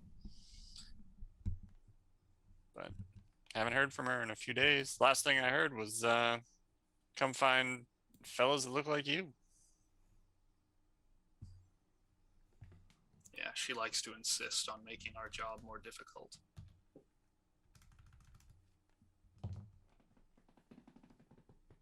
She clearly has ulterior motives. Yeah, we're just not seeing the whole picture of what the hell it is. So what is this artifact exactly? We don't really know that either.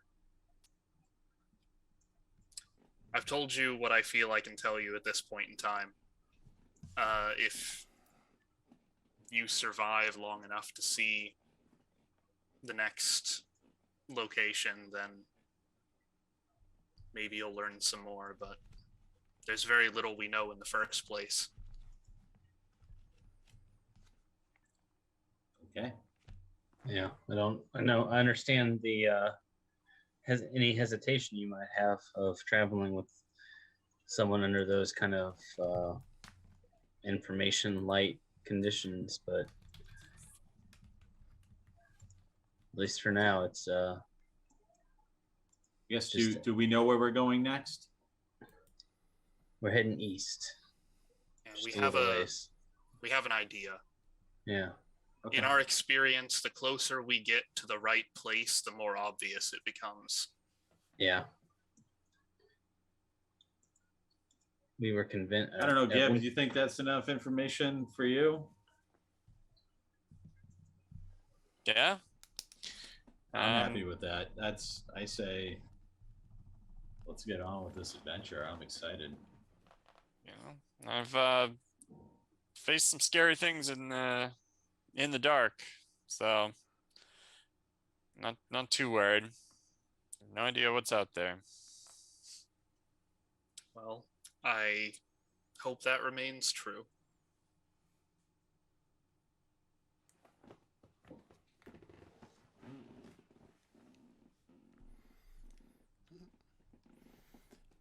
Everybody getting satisfied, ready to get back on the road? Do you want to stomp at the inn, or do you want to just?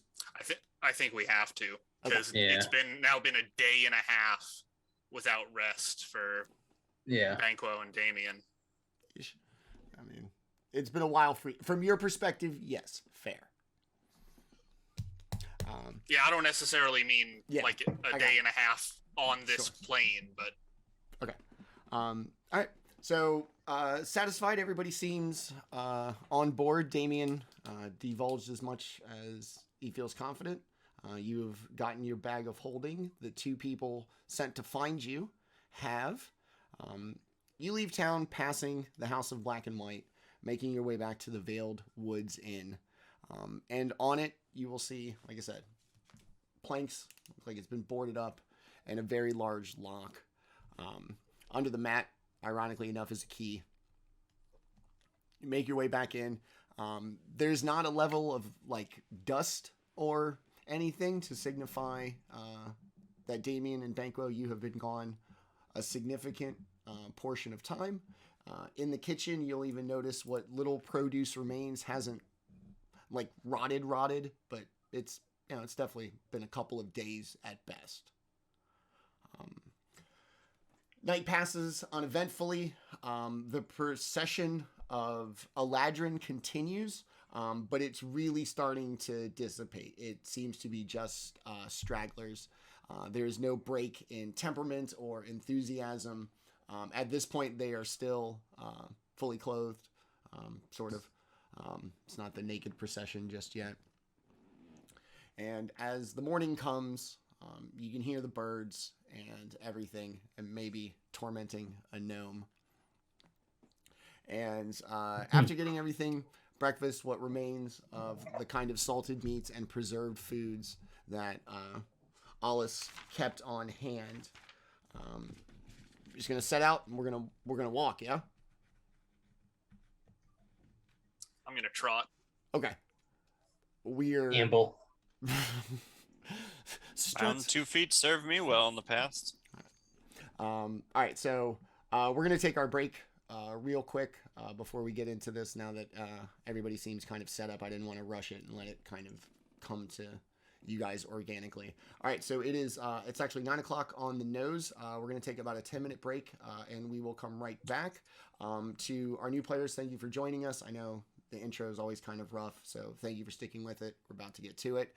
To Temporary Siren, thank you for the follow. To everybody watching, thank you for watching. We'll be back at 9:10. Hope to see you on the other side. Boom. All right, we are back after our break. We have taken a real-life short rest. Before we went to break, the party now complete. 4 members, as the newcomers have been located their quarry as instructed by Lady Gwendolyn.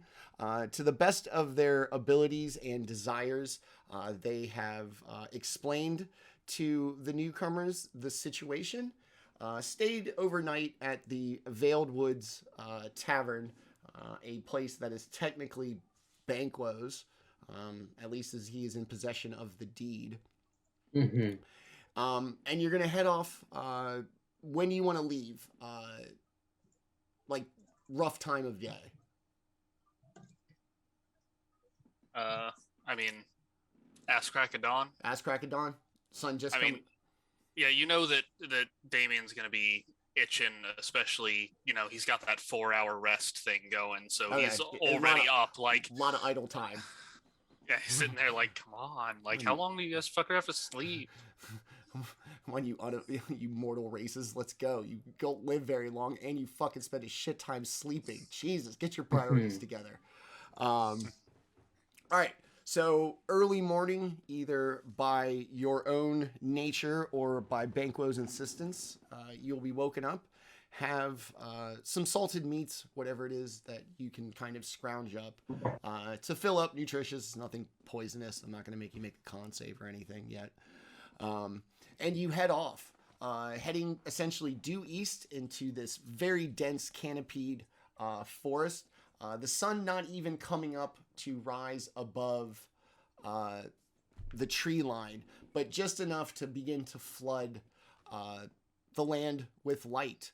The Eladrin have tapered off about midday.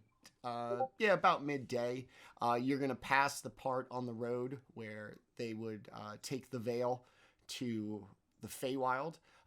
Only a few remain, but like every other time you've encountered them in the woods, it is a very joyous occasion as, with twig and berries in hand, they stride through the veil to the great Feywild unknown.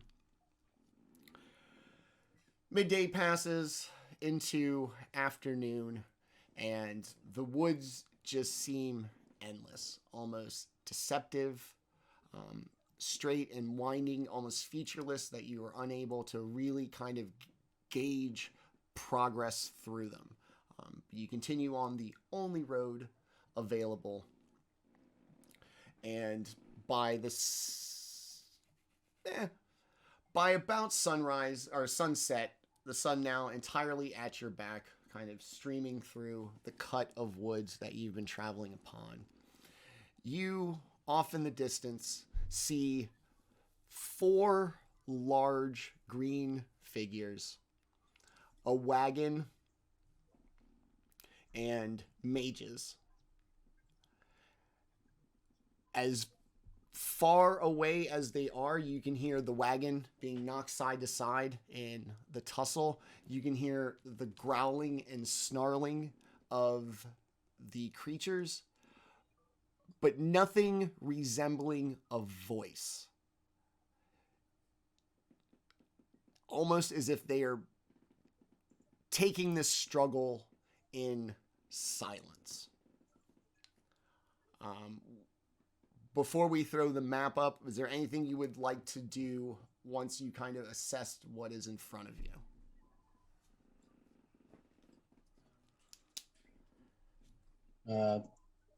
So these are green figures. When you say figures, you mean like beings of some sort? They seem to be like bipedal, at least, their stature. Okay. But they are very large and green, with kind of an odd posture, like a hunched posture. They have tails. They do not, do they? He says confidently, unsure. They do not. So they're just these hulking masses covered in robes. So we can't glean any useful information. There are 4 hulking figures and then 4 figures in robes and the wagon. Okay. Oh. So they're different Fight. people. Yeah. There's eight targets total. All right. And so we make maps so that we can just explain this. And so we will just go ahead and give it. Also, oh dear. Let's see. Let's do. I will throw Umdar's and Gibbs tokens up because I think they barbarian, bard, Oh, what the fuck? cleric, and monk. All right, we'll label these. I got a token that I can use. Okay, here. cool, perfect. The And then token monk player.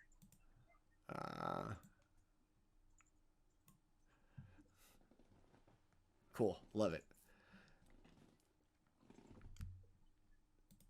The mages look familiar, especially to Banquo.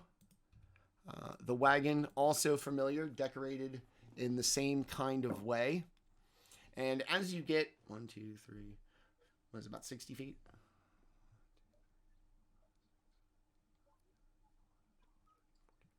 So before anything happens, Gib is going to cast Bless Okay, on the party.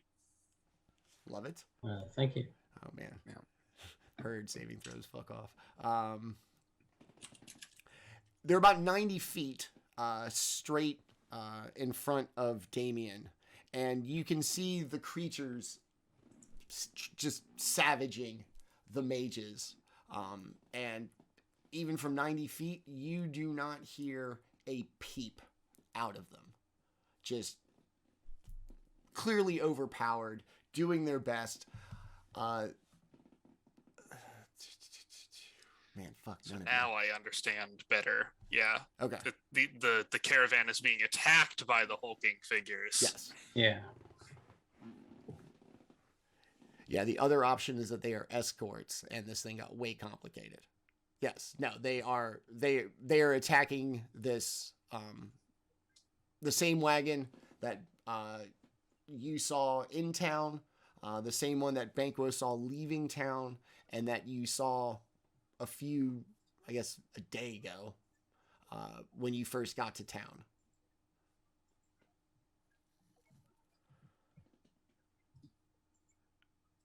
And you said it's silent, like eerily silent, like there's a cone of silence around the combat. They're just quiet. Like Okay. you can hear the growling, rah, of the monster, Okay. like attacking these things, and not like a grunt, not a scream, not a cry in pain, as clearly it would be warranted. That's all.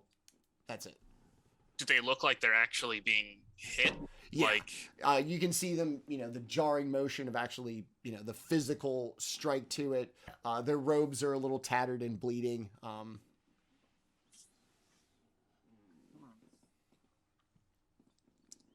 I mean, Well, do we get involved? I mean, we just go around. We could. Who made me small? Oh, sorry. Was that you? He's on a horse. Oh, gotcha. My bad. I guess I could try to hit the whole thing with a hypnotic pattern and just see what sticks. That sounds hilarious. All right. If everybody's good on what would be their free action, roll for initiative, please.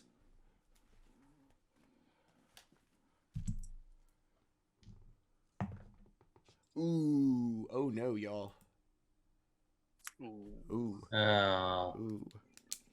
are you using the dice roller on Owlbear? Or? yeah. Or- Well, Oh, Oh, on yeah. Do not use it on Owlbear. Owlbear is just unbelievably, like, just time consuming. basic. Well, just the way you have to program like the dice, like it's just it's awful. All right. Daemion, what'd you get? 6. 6. Does not want to get involved. Banquo. Still a fan of the going around plan. 8. Only marginally more interested than Daemion. All right. Gib. 10. 10. Man, nobody Yeah. nobody really interested in this. Look, No, man, this you shit ain't go got shit first. to No, do with you go it. first. No, I You be insist. polite. Oh no, you just got here. Go ahead. Umdar, what'd you get? 24. 24. There you go. I'm just like, I don't even Umdar's care hungry. who's involved. I just want to beat shit up. I'm a monk and I have not hit anything all day. I did my meditating, and now I get to reward myself with some fun. Yes.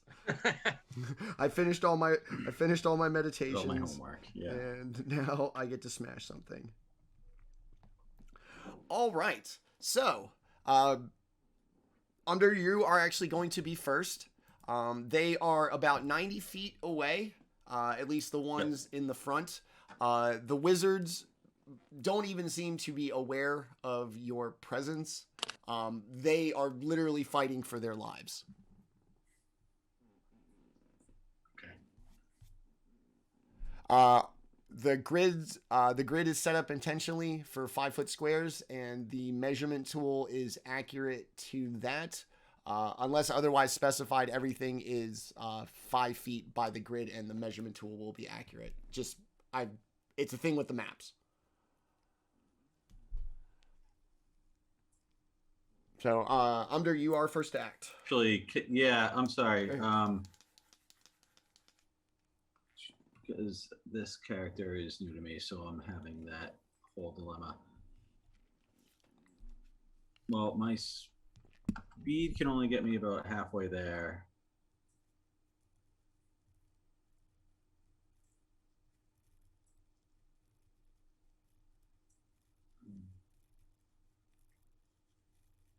Well, I'm going to take a movement and then hold my action. In case Or what? just What? end my turn. Yeah, I'm just gonna run up and then end my turn. So I'll make 55 feet of movement. I don't want to run all the way up. Okay. Go ahead and I move. don't want to engage with them just yet. Just because I need the. Go ahead and move my token. I need the visual. A novel. Because it is my turn. All right. Beautiful. It is now the monster's turn. They committed to their current task. Oh shit, they make 3 attacks. Oh no.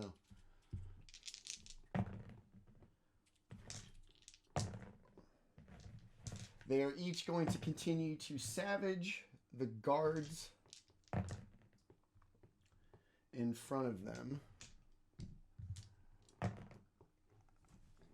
killing this one. Man, you really like this scenario where we get there just in time to watch some dudes die. This one. Because it's not about the dude sometimes. It's about what they may have or what is going on. Yeah, I mean, if there's any around them. survivors, I would feel guilty about picking their cart clean for anything of value. Okay. I'd do it still. but I'd still do it. I just feel some type of way. Yeah. Yeah. All right. Boo. They are going to savage those 3. That is going to be all 4 attacks as 3 of them finish off the mages. Now we get into the somewhat disinterested part of the party. Gibbon, you're very kind of give or take here. You could go either way. What would you like to do? Yeah, well, Gib definitely doesn't shy away from a fight, especially when a whole bunch of people just got slaughtered. So he's gonna move up 30 feet.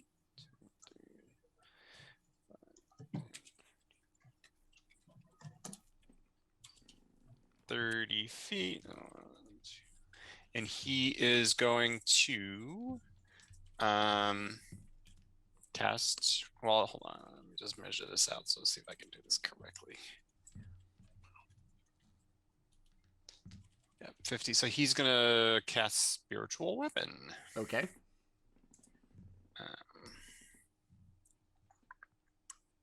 Yeah. All right. So, and then I can do it within 60 feet, right? For Spiritual Weapon. So I'm gonna just kind of knock it like right next to this dude on the northwest here. Okay. Number 1. Yeah, number 1. Kid thinks about the old number. Yeah. I'll even give you a spiritual weapon token. Wonderful. All right, I'm gonna slap him with it. Okay. That's a big old 4. That is not going to get it done. Sorry. Yeah. So. Okay. Yep. That's All it? right. I'm still concentrating on the aid. So I'll hold my. Well, that was my bonus action. So I think actually I will dash for my action and move up another 30 feet. I think that makes sense. So I'll do that. 2, 3, 4, 5, 6. Okay, cool. All right. Definitely into the we'll see what we can do, but probably don't really care all that much section. Banquo. Yeah, I will cast a 30-foot cube of it's gonna be like something like this. It's gonna hit them all of hypnotic pattern, and from everybody, including the surviving mage, because the spell does not let you pick targets. I would like a DC 18 Wisdom saving throw, please. Oh shit. Okay. No wait. All right. Make sure I'm not rolling a d12. You can if you want. Oh well, actually, before I do it, I'll move up my 30 feet. Okay. All right. 1 is going to save. 2. Which one? Number 1. I will. I'll Slippery Barbs that one. Okay. They're gonna fail. 2 failed. 3 failed. And 4 is going to fail as well. And the mage. Mage is going to fail as well. So nice job by me. I guess I will give myself the advantage, but that won't really be relevant for a while. That will. Yeah, I'll go ahead and end my turn. They are all incapacitated for 1 minute or until I lose consciousness or concentration. Okay. All 4 of them, huh? All 5 of them. Yeah. Oh, the mage too. Everybody. Yeah. Okay. So what do they look like? Are they just kind of standing there staggering? Did they just, like? Yeah, they're like, it's like they just had like a cartoon explosion in their head and they're just like in a daze. They can still like dodge and stuff like that. And everything. They're just unable to move and unable to take actions or reactions or bonus actions. Okay. All right. Into the I definitely don't give a shit about this Department of Initiative. Daemion. Everybody seems to be incapacitated. So as far as expeditious nature, I feel like this is probably about the best result. Yeah, it looks like I got outvoted. So like at this point, it would take longer to argue with them about like we shouldn't get involved than it would to just deal with the problem, I guess. Okay. But yeah, everybody's incapacitated. Yeah, cool. Incapacitated, I think does not. Yeah, it doesn't change anything for me. So, gonna have Peduncle dash forward to just get into the mess of things. Okay. I mean, they're already incapacitated. I don't need to try too hard today. Start with a booming blade on number 1 there. All right.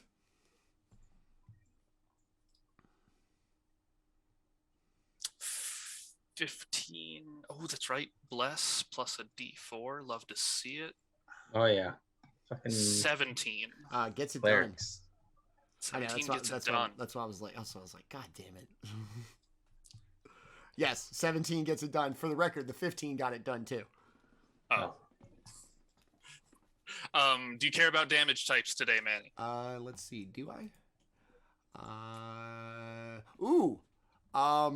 I very much do. And I don't think you're gonna like the answers. Okay, well, I am going to be offering up 13 magical slashing. Okay, hold on. Okay. 4 thunder. Okay. And 6 radiant. Okay, that's where I'm gonna stop you. Shit. The typical like burst of light that comes with a radiant strike is just going to fizzle, like barely even make like a reaction, as it will take no radiant damage, in fact. Oh, I can live with that. That just means 1 less die to roll. Okay. All right. Anything else? Yeah, I got my bonus action attack. Okay. Love to see it. I remember roll the D4. And, oh, it doesn't matter. That was a crit. Okay. Nice. Big number time. Aw, but that feel when you crit on a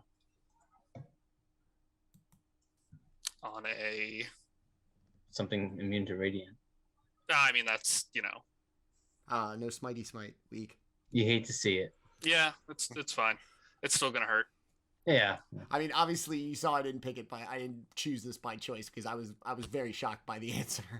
You're like, oh. Yeah, oh. It's like, usually I don't care. Today I very much do, and it applies. I thought you were going to say they were immune to thunder. I was like, oh, well, no boom. Yeah, that would have sucked. 33. All right, very nice. Math is hard. Only because I did it wrong again, because I forgot you use custom crits, but we'll deal with it. I always forget that too. Okay. Anything else? No. All right. Umdar, back to you. I imagine you are within range of everybody, or not everybody, but at least something. Yeah.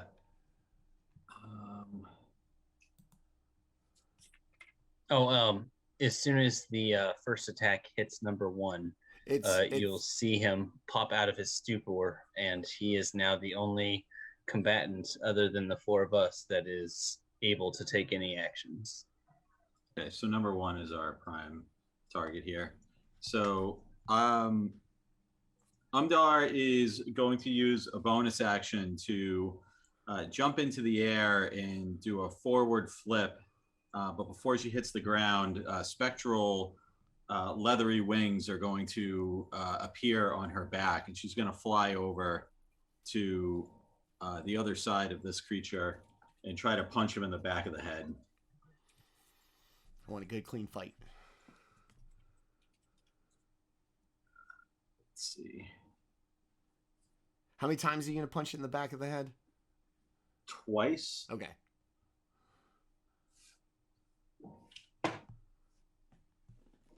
So the first punch is a 17 to hit. Yes.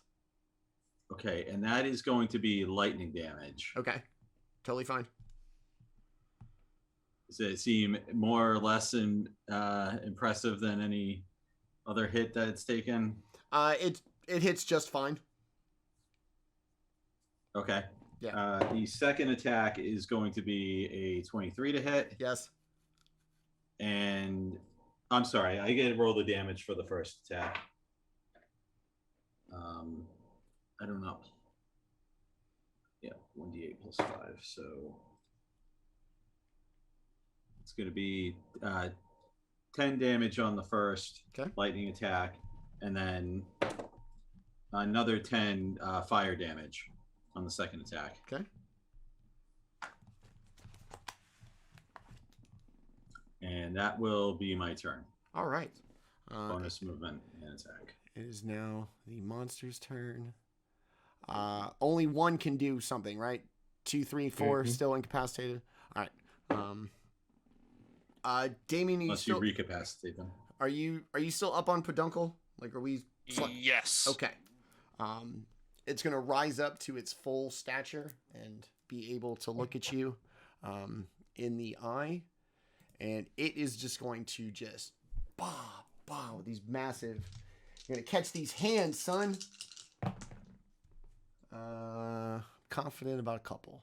All right. They are going to be a 28, 22, and 21 to hit. Geez, a 28, really. Yeah, let's silvery that one, because fuck that. Okay, just that one. All right. Well, very well done, because that's now going to be 12. All right, they all miss. Really? God damn. Yeah. Fuck. Damn. Now I'm upset. I All right, didn't. bastard. Advantage to self. Yeah. Cool. Thanks. A lot of fun. All right. Well, that's going to be it for their fucking turns. I don't know why you swung at me, man. Haven't you learned your lesson by now? I mean, no. Look, man, I don't learn lessons quickly. Like, seriously. Not only do I find new and exciting ways to fuck up, I make the same mistakes over and over again. I'm a creature of habit. It's not my fault. New and exciting ways Smart. to fuck up. Yeah. Got to keep it fresh. My bosses love it. Gib, it is now you. Yeah, so the first thing Gibb's going to do is strike with his spiritual weapon there. Okay. Against number 1. Do this. And that is a 28 to hit. Yes. Great. For 9 damage. Okay. And then I think he can make the run up. Let's measure this out. Yeah, that's fine. It's only 25 feet. It's going to run up here. And then since these guys appear to be less affected by radiant damage, which is like literally half of this cleric. I feel you as a paladin. Yeah. He's just gonna take out his nice half moon battle axe and take a big old swing at it. Oh, wow. Okay. Yeah, why not? We're testing this guy out tonight. That's a 14. A 14 does not get it done. Bugger. All right. It's been a while, man. Don't you have bless? Oh, yeah. Well, I blessed the 3 of you, not myself. Oh, Yeah. Oh, selfless cleric. So I know. So yeah, I'm gonna hang here. All right. It's been a while, man. You got to get back into it. Yeah. It's just Yeah. like, it's not like Yeah. riding a all bike. that It's time swinging looking at the stars, I'm like, getting rusty at Arm- hitting things. arm sore. All right. Banquo, you see the kind of devastation before you, as it were. What would you like to do? One very clearly not doing well. he's gonna do a lot less well when I start raining down Eldritch Blasts on him until he does not at all. Okay. No advantage, so this will just be up to 6 regular blasts. If any of them finishes him off, and I'll switch Wait, target. why no advantage? Let's just do them one at a time.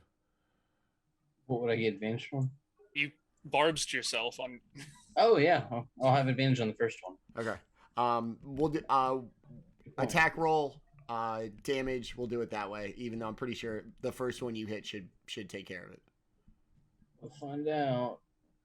That'll be a dirty 20 Yes.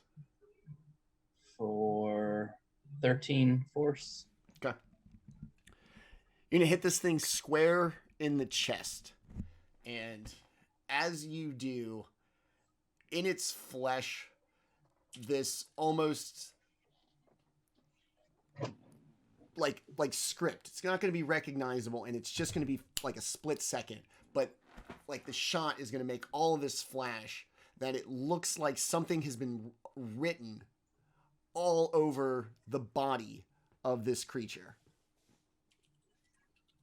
Like the way you can see the Elvish in the One Ring, like that kind of thing. Yeah. Just like that. Like it's just going to appear and then be gone. Was I able to get any, like, even a single word or syllable from what it said? What languages do you speak? Common, Elvish, Primordial, and Undercommon. No. Okay. Oops. Okay, hold on. Then I will just blast again. Okay. That'll be a. The first, it's dead. Oh, my bad. Okay, I thought it was still standing. No. Okay. I'll look out to my allies and say, "Did y'all see that?" And then I'll turn my attention to number 2, since that one's closest to a. Yeah, did we see it though? You saw The script? Gib, what languages do you speak? Celestial, Sylvan, and Undercommon. Okay. Daemion?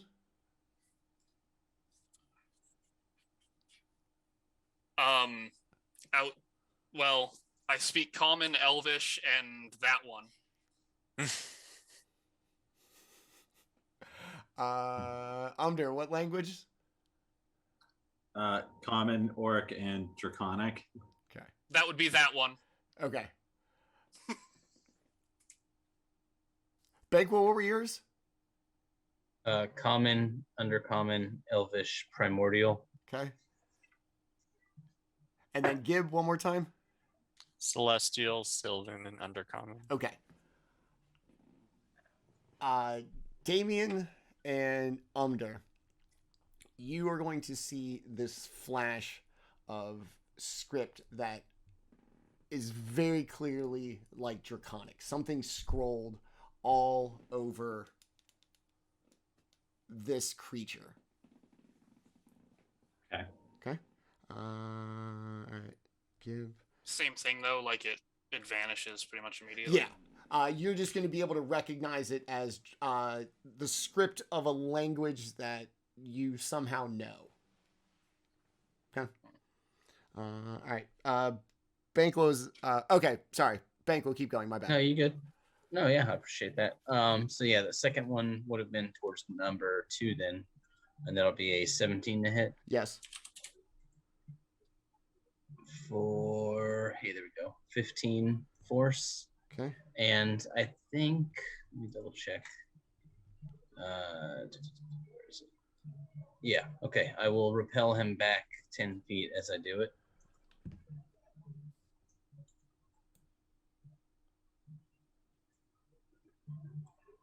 And then so that was blast number 2. And then blast number 3 will be a, there we go.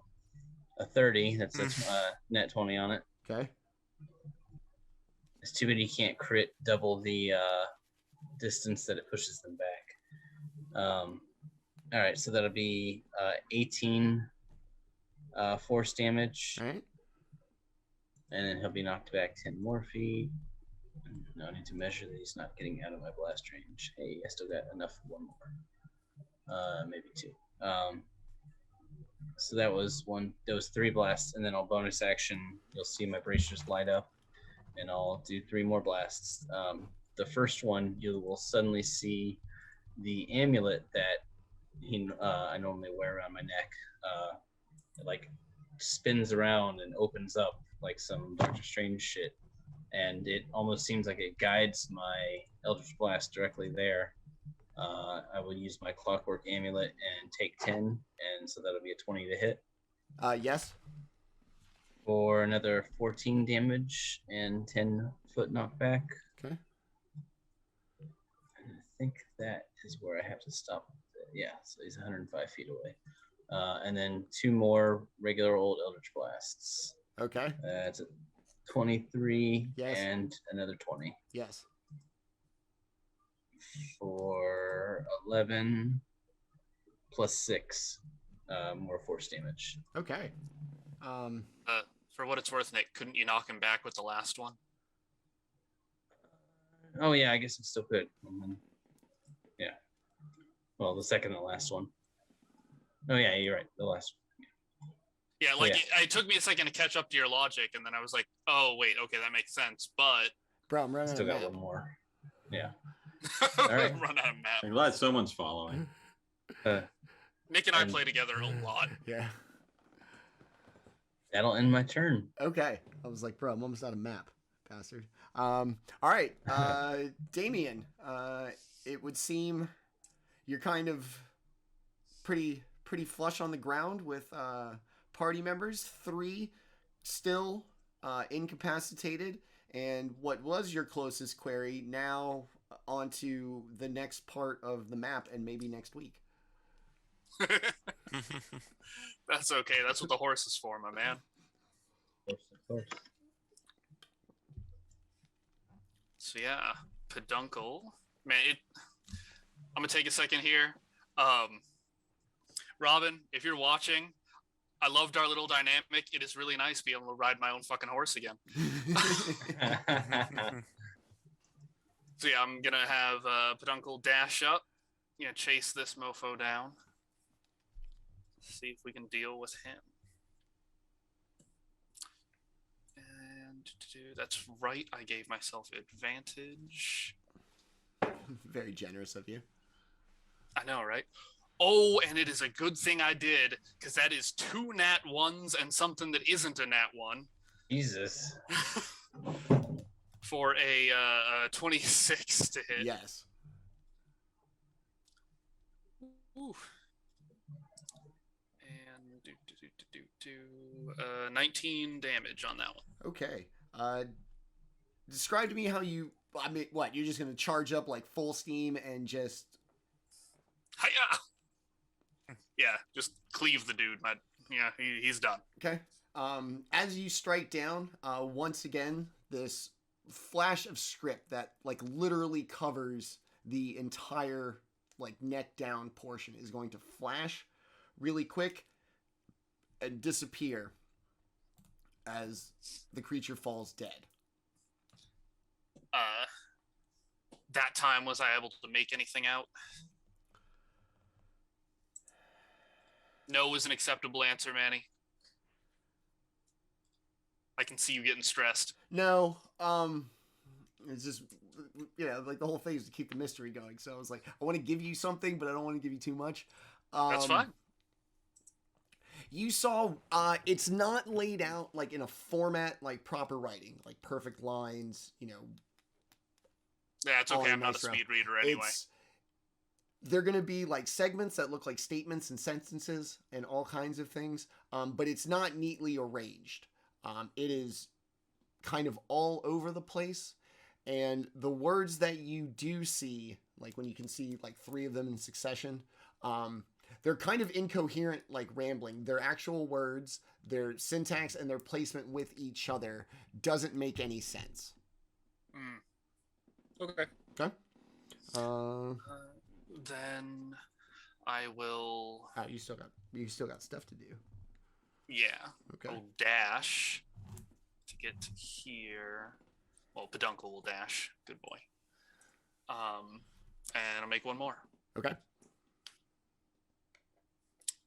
That is a 28 plus a d4. I won't bother rolling. You might want to think about it. Yes. I was about to say, don't. You roll a 2 or play better, with me. you hit it twice. Oh man. Ooh, that's 25 damage. Very nice. I gotta do the math. Okay, I got it. D&D Beyond is being kind to us tonight. I'm okay. I don't know. I rolled that crit. My damage was terrible, and then like my normal hits are landing good. All right. Daemion, anything else? Nah. Nope. Good. All right. Umdar, back up to you.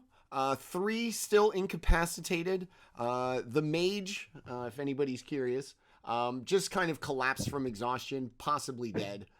You're not sure. And then 4 is brought back to sentience ability with Daemion Strike on the other side of the wagon. What would you like to do? So just for clarity, 3 is incapacitated at the moment, Still, yes. and is 2 off the map? Dead. No, two's dead. Okay. Off the map of life. Okay, well, I don't want to have 2 of them awake, so Umdar's gonna fly over and descend with a round of bicycle kicks. So this is going to be 4 attacks. Like vertical Liu Kang? Is that what I'm getting here? Yeah, like Wonder Woman coming in from Got it. Okay. nowhere with her feet. So you're just gonna do like a bunch of kicks. Yeah, my unarmed strike. They're gonna, Yeah, as like kicks. completely against the laws of physics. Got it. Well, no, he's got wings. Oh, that's right. He's got wings. Yeah, because those are within the laws of physics. Yeah. Spectral wings. Man, you don't mind if I'm rolling dice on my table, right? No. You. No, I mean, all I right, have so, to. So the first one's going to be a crit. So it's going to be Oh, look who's rolling dice on his own and suddenly crits. Oh. 2d8 plus 5. Yeah, and the next one's gonna be a crit. And oh, look at that, Man, another crit. Daddy is on fire. So 18. Monk I'll crits say don't matter. that's more lightning damage. Probably going to do all lightning damage. All right, second attack. 15, 25 to hit. Yes. 6 more lightning damage. 13 to hit. 13 no. Okay. Did you use And- your Less. Bless. your bless? Oh no, what's the bonus on the bless? D4. 13 plus a d4. So 17 to hit. 17 does hit. Hey. Yeah. Get all that D4. And that will be 7 more lightning damage. And the final kick is going to be a 14. How often do I get to use bless? Once per turn? Every attack. Just roll your D20 and your D4 at Uh, the same time. Go nuts. Okay, got it. It's not going to hit still. Only a 15. 15 does hit. Oh, 15 does hit. Okay. Wow, look at that. 7 more lightning damage. All right. Very nice. And that'll be it for me. That was my attack and my bonus. After all of this, you are eventually going to hit the ground, yeah? I'm going to hit the ground? Yeah, like, are you going to land, or are you, like, hovering, kicking, and then once you're done kicking, you're just going to kind of, like, float there? Yeah, I'm just going to float there. Okay. So, at about, still within its very considerable grief, because it's big, it's going to swat at you 3 times. It is going to be a 22, 27, and I'm guessing a 13 doesn't get it done. 13 misses. Okay. And then, where them D12s? You're going to take 24 bludgeoning damage as the claws just smack you. Okay. And then, Claws Does the claw do look bludgeoning familiar? Damage. what's that? You said they were claws, but they do bludgeoning damage? Pause. Oh. Um, Oh, cute. Look Look at those beans. And then, and then 8 force damage. As this organic creature seems to have a spark of the arcane within. That's gonna be it for that. Gib, it is now you. Yeah, so I think what Gibb's gonna do is he's gonna go over and check out this this mage. Okay. So is he actually unconscious, or is he just like? You can't really tell. The body's going to be if you like actually try to pick them up. The body's going to be kind of limp. They are fully. Like, I kind of just want to like give him a big old slap across the face. Okay. They're fully veiled, except for like a little slit of fabric for the eyes. And you're gonna just rear back, slap the shit out of it, and no like recoil or anything. Just right where like it lands after your blow. Okay. So I mean, can I tell if he's dead, or just kind of? It. Give me a perception check. You're a cleric. I imagine something intuitive. He's dead, Jim. 17. Yeah, probably dead. Probably dead. No breathing, like no kind of anything. Just a big meat sack, veiled meat sack. Okay, great. Yeah, I assume that's enough kind of interaction for my action, but I'll bonus action move my spiritual weapon. And attack number 4, because number 3 is still kind of zonked out, right? 3 is still zonked out, yes. Yeah, okay.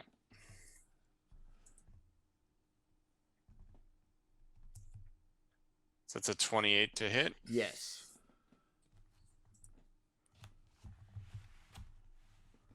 For 6 damage. Okay. I'll probably upcast that next time. All right. It's all good. That's it? Yeah, I think actually, you know what? No, I'm gonna how much did I move there? I moved 1, 2, 3, 4. Yeah, I'll come back and just move over just to use the rest of my movement. All right. You're gonna step over the dead body. Excuse me. Step over the corpse. Yes. Excuse me. All right. Banquo, it is you. Number 4, definitely close to the end. Number 3, still incapacitated, and unharmed. Yeah, I will just continue pew-pewing from back here. Okay. Let's still do them one at a time, please.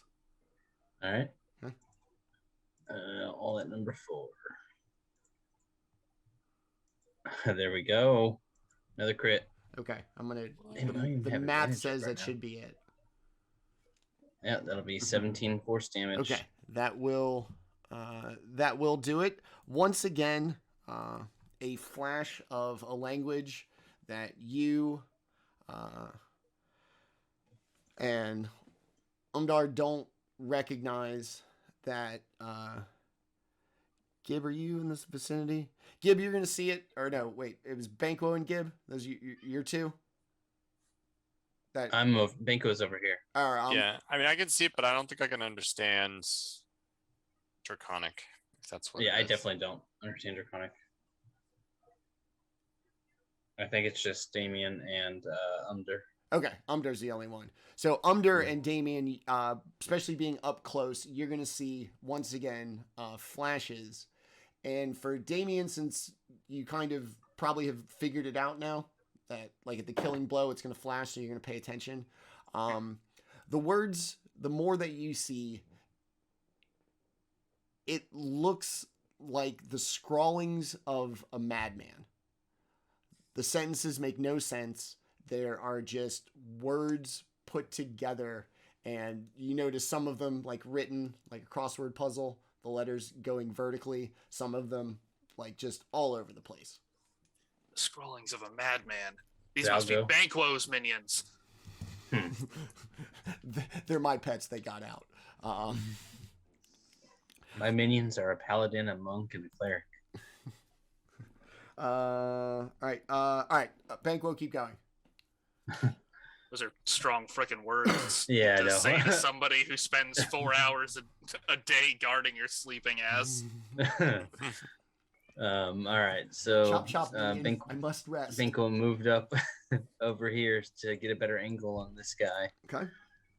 And he is going to finish up those other 5 Eldritch Blasts. All right. First Finish one him. being 19. Yep. for 8 force and 10 pushback. Next one will be 27 Yes. for 8 and 10. So 8 force, 10 foot pushback. Number 4. No, 5. Will be an 18 to hit Yes. for 15. Okay. And the last one will be a 29. To hit, yes. Yes, for another 11 and more pushback. Okay.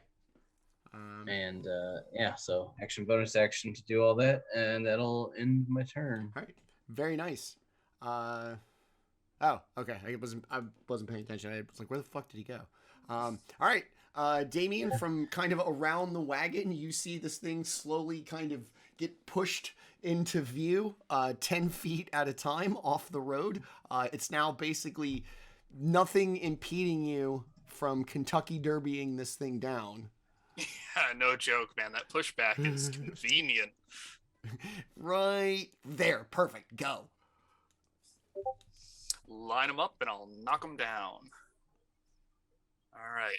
First one is 17 to hit. Yes.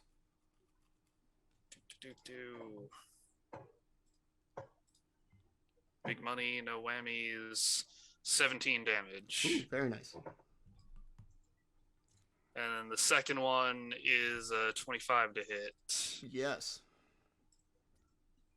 For 19 damage. Okay. Describe to me the killing blow as you charge up on Peduncle, this thing that Banquo gifted into your line of sight. Seriously, like he just pushes him right into my path. I know that now I don't have to worry about trampling our new ally here. I can just beeline straight down and with 2 quick, booming blades, just, what would be the word for that? Quarter it? Chop, chop. Yeah. Fruit Ninja. All right. So as you slash at it once again, you what kind of mathematical knowledge do you have, Daemion? Math, huh? Yeah. Probably only what I would have picked up either from magic or in smithing. Okay. It is going to flash at this creature's death like all the others have in this odd, very unique script. It's going to flash what appears to be like some kind of formula. Like just equations like kind of worked out. Like there's like a triangle. There's a bunch of letters from like a foreign dead language. Yeah. Damn it, Tess. Where are you? As it too falls dead. And that will be that. Since we're at the end of initiative, we'll go through and give everybody a turn on initiative again, even though everything is dead. Daemion, anything else after striking it down and seeing the Julia Roberts? Yeah, I think I would try and get that, recorded somewhere. I think maybe the easiest way for me to do it would be to kind of minor illusion it in the air so that it could be written down by, a nerd. So Banquo. Get your pen out, bro. No, seriously, he's the one with the paper and quill though most of the time. Yeah. So I'm the math school of Okay. Strix. Oh, even better, yeah. Quandrix. Okay. So mechanically, we'll say what? You hold your action to cast minor illusion, or how do you want to do that? Yeah, fine. Fuck it. Whatever. I'm not sorry. All right. You cast minor illusion. Banquo, can you see it from that far? Tell Probably. me what your elven eyes see. God damn it, s- Manny. I see. Specialized. No. I see. Umdar says, whatever- "I got this." She pulls out her calligrapher set, starts Hey. painting it down. Okay, She's right there and you anyway. can read it, so even handier. Yes. Perfect. All right. Umdar, as this thing dies, we'll let you do that as like kind of a reaction, the writing down. It will be your turn in initiative as we go through it one more time real quick. You did get it copied down. It seems very nonsensical to you, but I will say that you copied it accurately.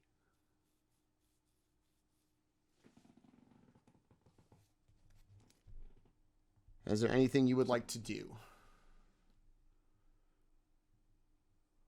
Sorry, you said we copied it successfully? Or? Yeah. Yeah, it doesn't make any sense, but in the kind of meta sense, I will say you did copy it correctly. Okay.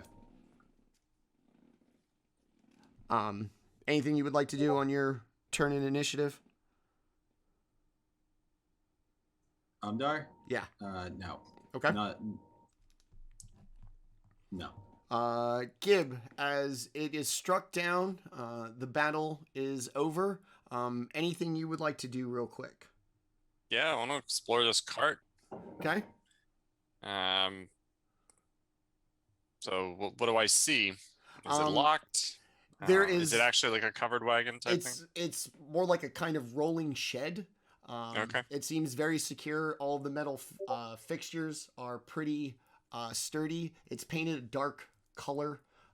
There's no windows. Everything seems steady and well built. Even the kind of latch on the back seems pretty sturdy and made of like a metal. Okay. Is there like a door? There's like a door, right? Because there's a It's latch. like I said, it's like Yeah. it's like a narrow shed on wheels. So it's just like Yeah. the one single Okay. door in the back. All right. Is it locked? It's just a slide A latch. latch like Okay. of like a Well, bathroom first stall. I wanna knock. Okay. Does anybody knock back? Nothing. Okay, great. Open up the door. Okay. I am going to need Gib and Oh no. Umdar to make dexterity saving throws, please. Oh, that is did it like just explode? not the Does most the mage have dexterous to make here? the save? Oh no. I got a 9. Oh no. I also. Oh no, I'm sorry. I have a 14. Okay. Not much better. Oh, Umdar, add 5. Oh right. 'cause Paladin's aura. You are lucky enough to be just within my reach. So 19. Does the total. mage have to make the save too? Mage is dead. All right. 19. Yeah. Okay. So, way to stick by the paladin. Good call. 7, 9, 11, 13, 17. Gibbs, you're going to take 21 fire damage. Umdar, you're going to take 10.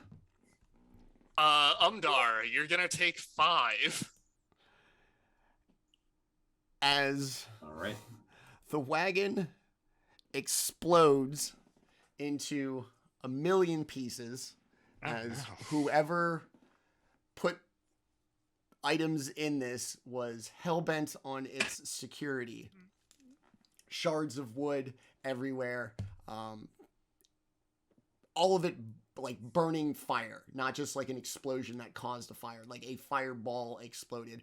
Everything burning, the big chunks of the wagon falling quickly to the ground, like burning, but still lingering in the air after the kind of cloud is going to be what appears to be little bits of burning paper turning to ash as they fall from the sky, just kind of dumping ash.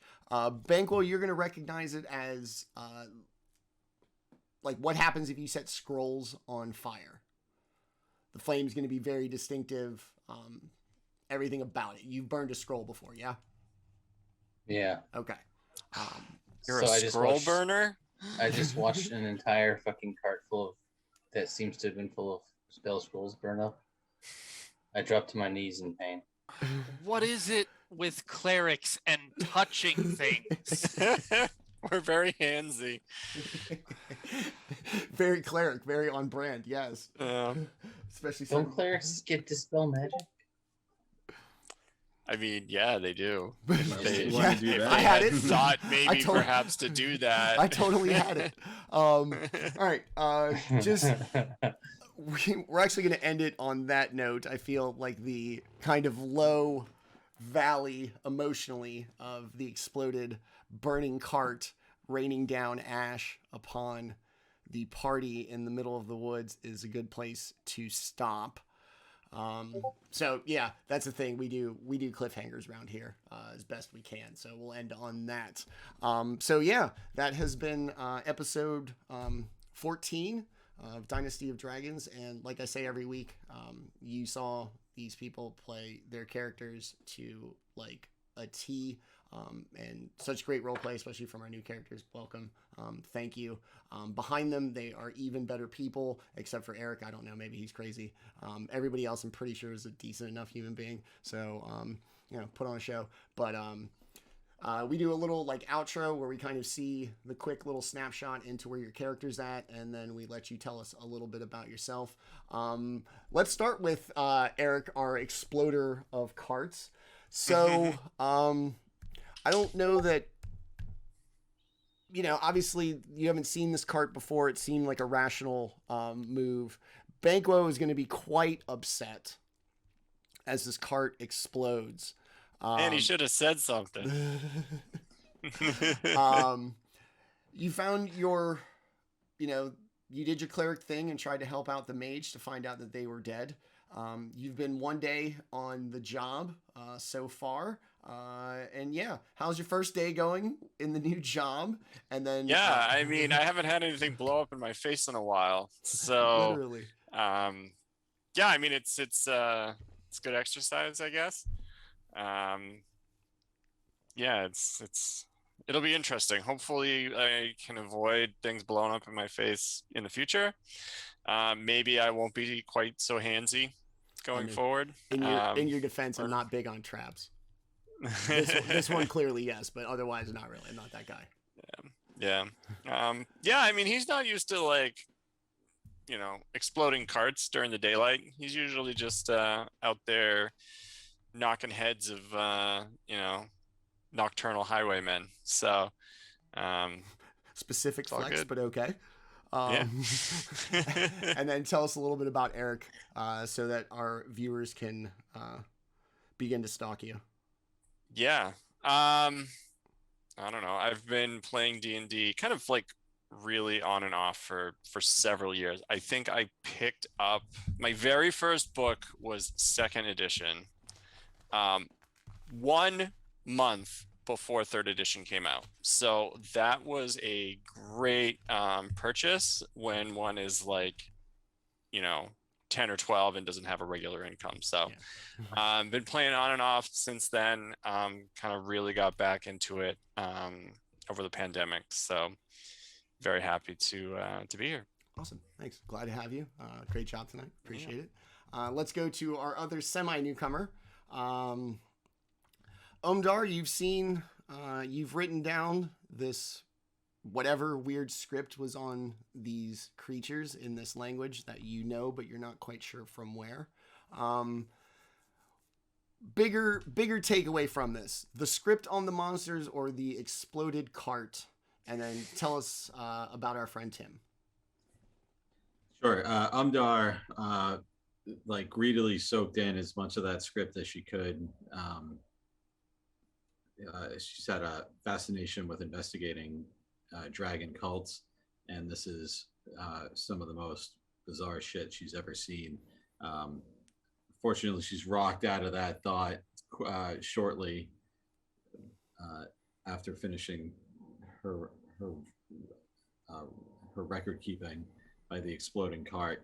So I don't know, she's probably just at this point recovering from that.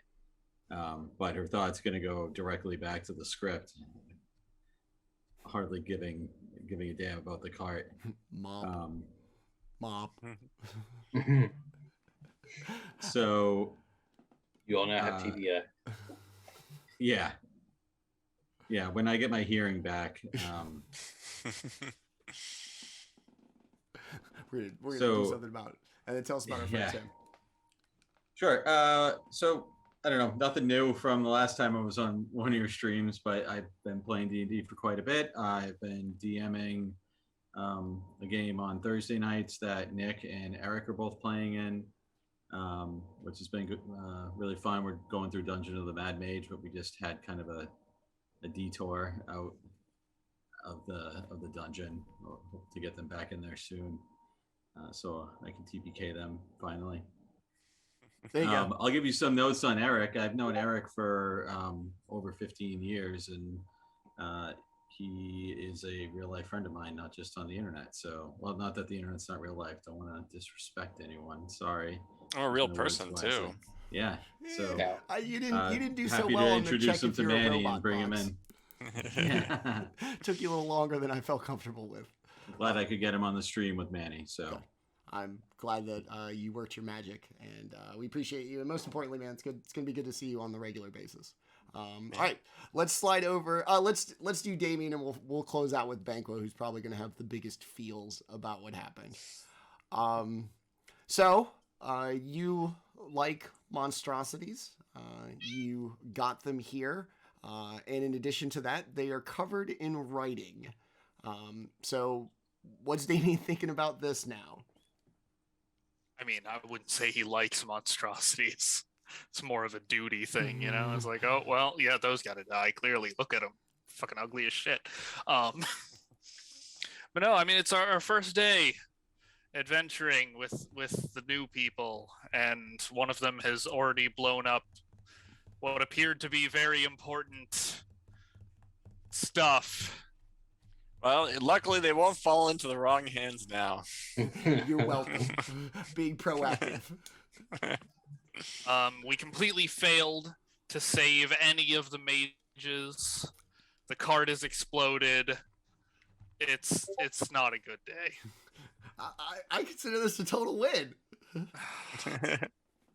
On the plus side, I got to see a flying monk just falling out of the sky, just kicking everything in sight. That was pretty cool. I like it.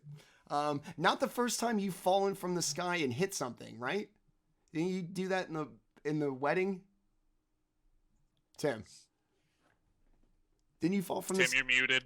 Yeah. I think I jumped out of a tree or something. Yeah, and like Superman punched something from above, right? Something Yeah, like that. that's right. Yeah, Yeah, that's I did right. a superhero landing on someone's head. Yeah, that was awesome. All right, Banquo. So I laid it on pretty thick in town. We set it up here in the woods, and boom. So how you doing? Yeah, Banquo is doing fine. He is very dismayed to see what is, for him, the ultimate in loot possible being burnt up like that. But he is, this was just a stop in the middle of the highway, so it's not like he's lost anything. So, but he's also very curious as to what that writing was. As a student of the Quandrix school that looks at the math of the universe and magic, he is going to be very interested to see what Umdar wrote down and what Umdar and Daemion can translate for him, and maybe run some medicine checks with Gibbon on these guys. I mean, not medicine checks, but I don't know. How dead are they? Oh, yes. This is a corpse. Yeah. I rolled a 14. Still dead. Definitely wants to go through the pockets, of course. Okay. All right. So we'll loot the innocent victims of a senseless monstrosity attack, just in case. That's fine. All right. Never not loot. Yes. So this is the new look party for Dynasty of Dragons. It was a great first episode. I know it was a little slow to get going, but We've now gotten there. We are back into more mysteries and more questions than answers. So we are right on track as normal. That's going to be it for us tonight. To Twinkies1FO and Temporary Siren, thank you for the follows. To everybody who watched tonight, thank you very much. As always, to my amazing cast, thank you for being great. I cannot wait for next week. As always, I've been Manny at GrowedUpGeek on your social medias. Check us out next Tuesday for the beginning of Season 2 of our Eberron campaign, Eberron Tranquility's Betrayal. And if not, join us back here next Wednesday, 7 p.m. Eastern Time for another episode of Dynasty of Dragons. Thank you for watching tonight. And always remember, I love Dungeons & Dragons and the people who play it. We'll see you next time. Bye-bye.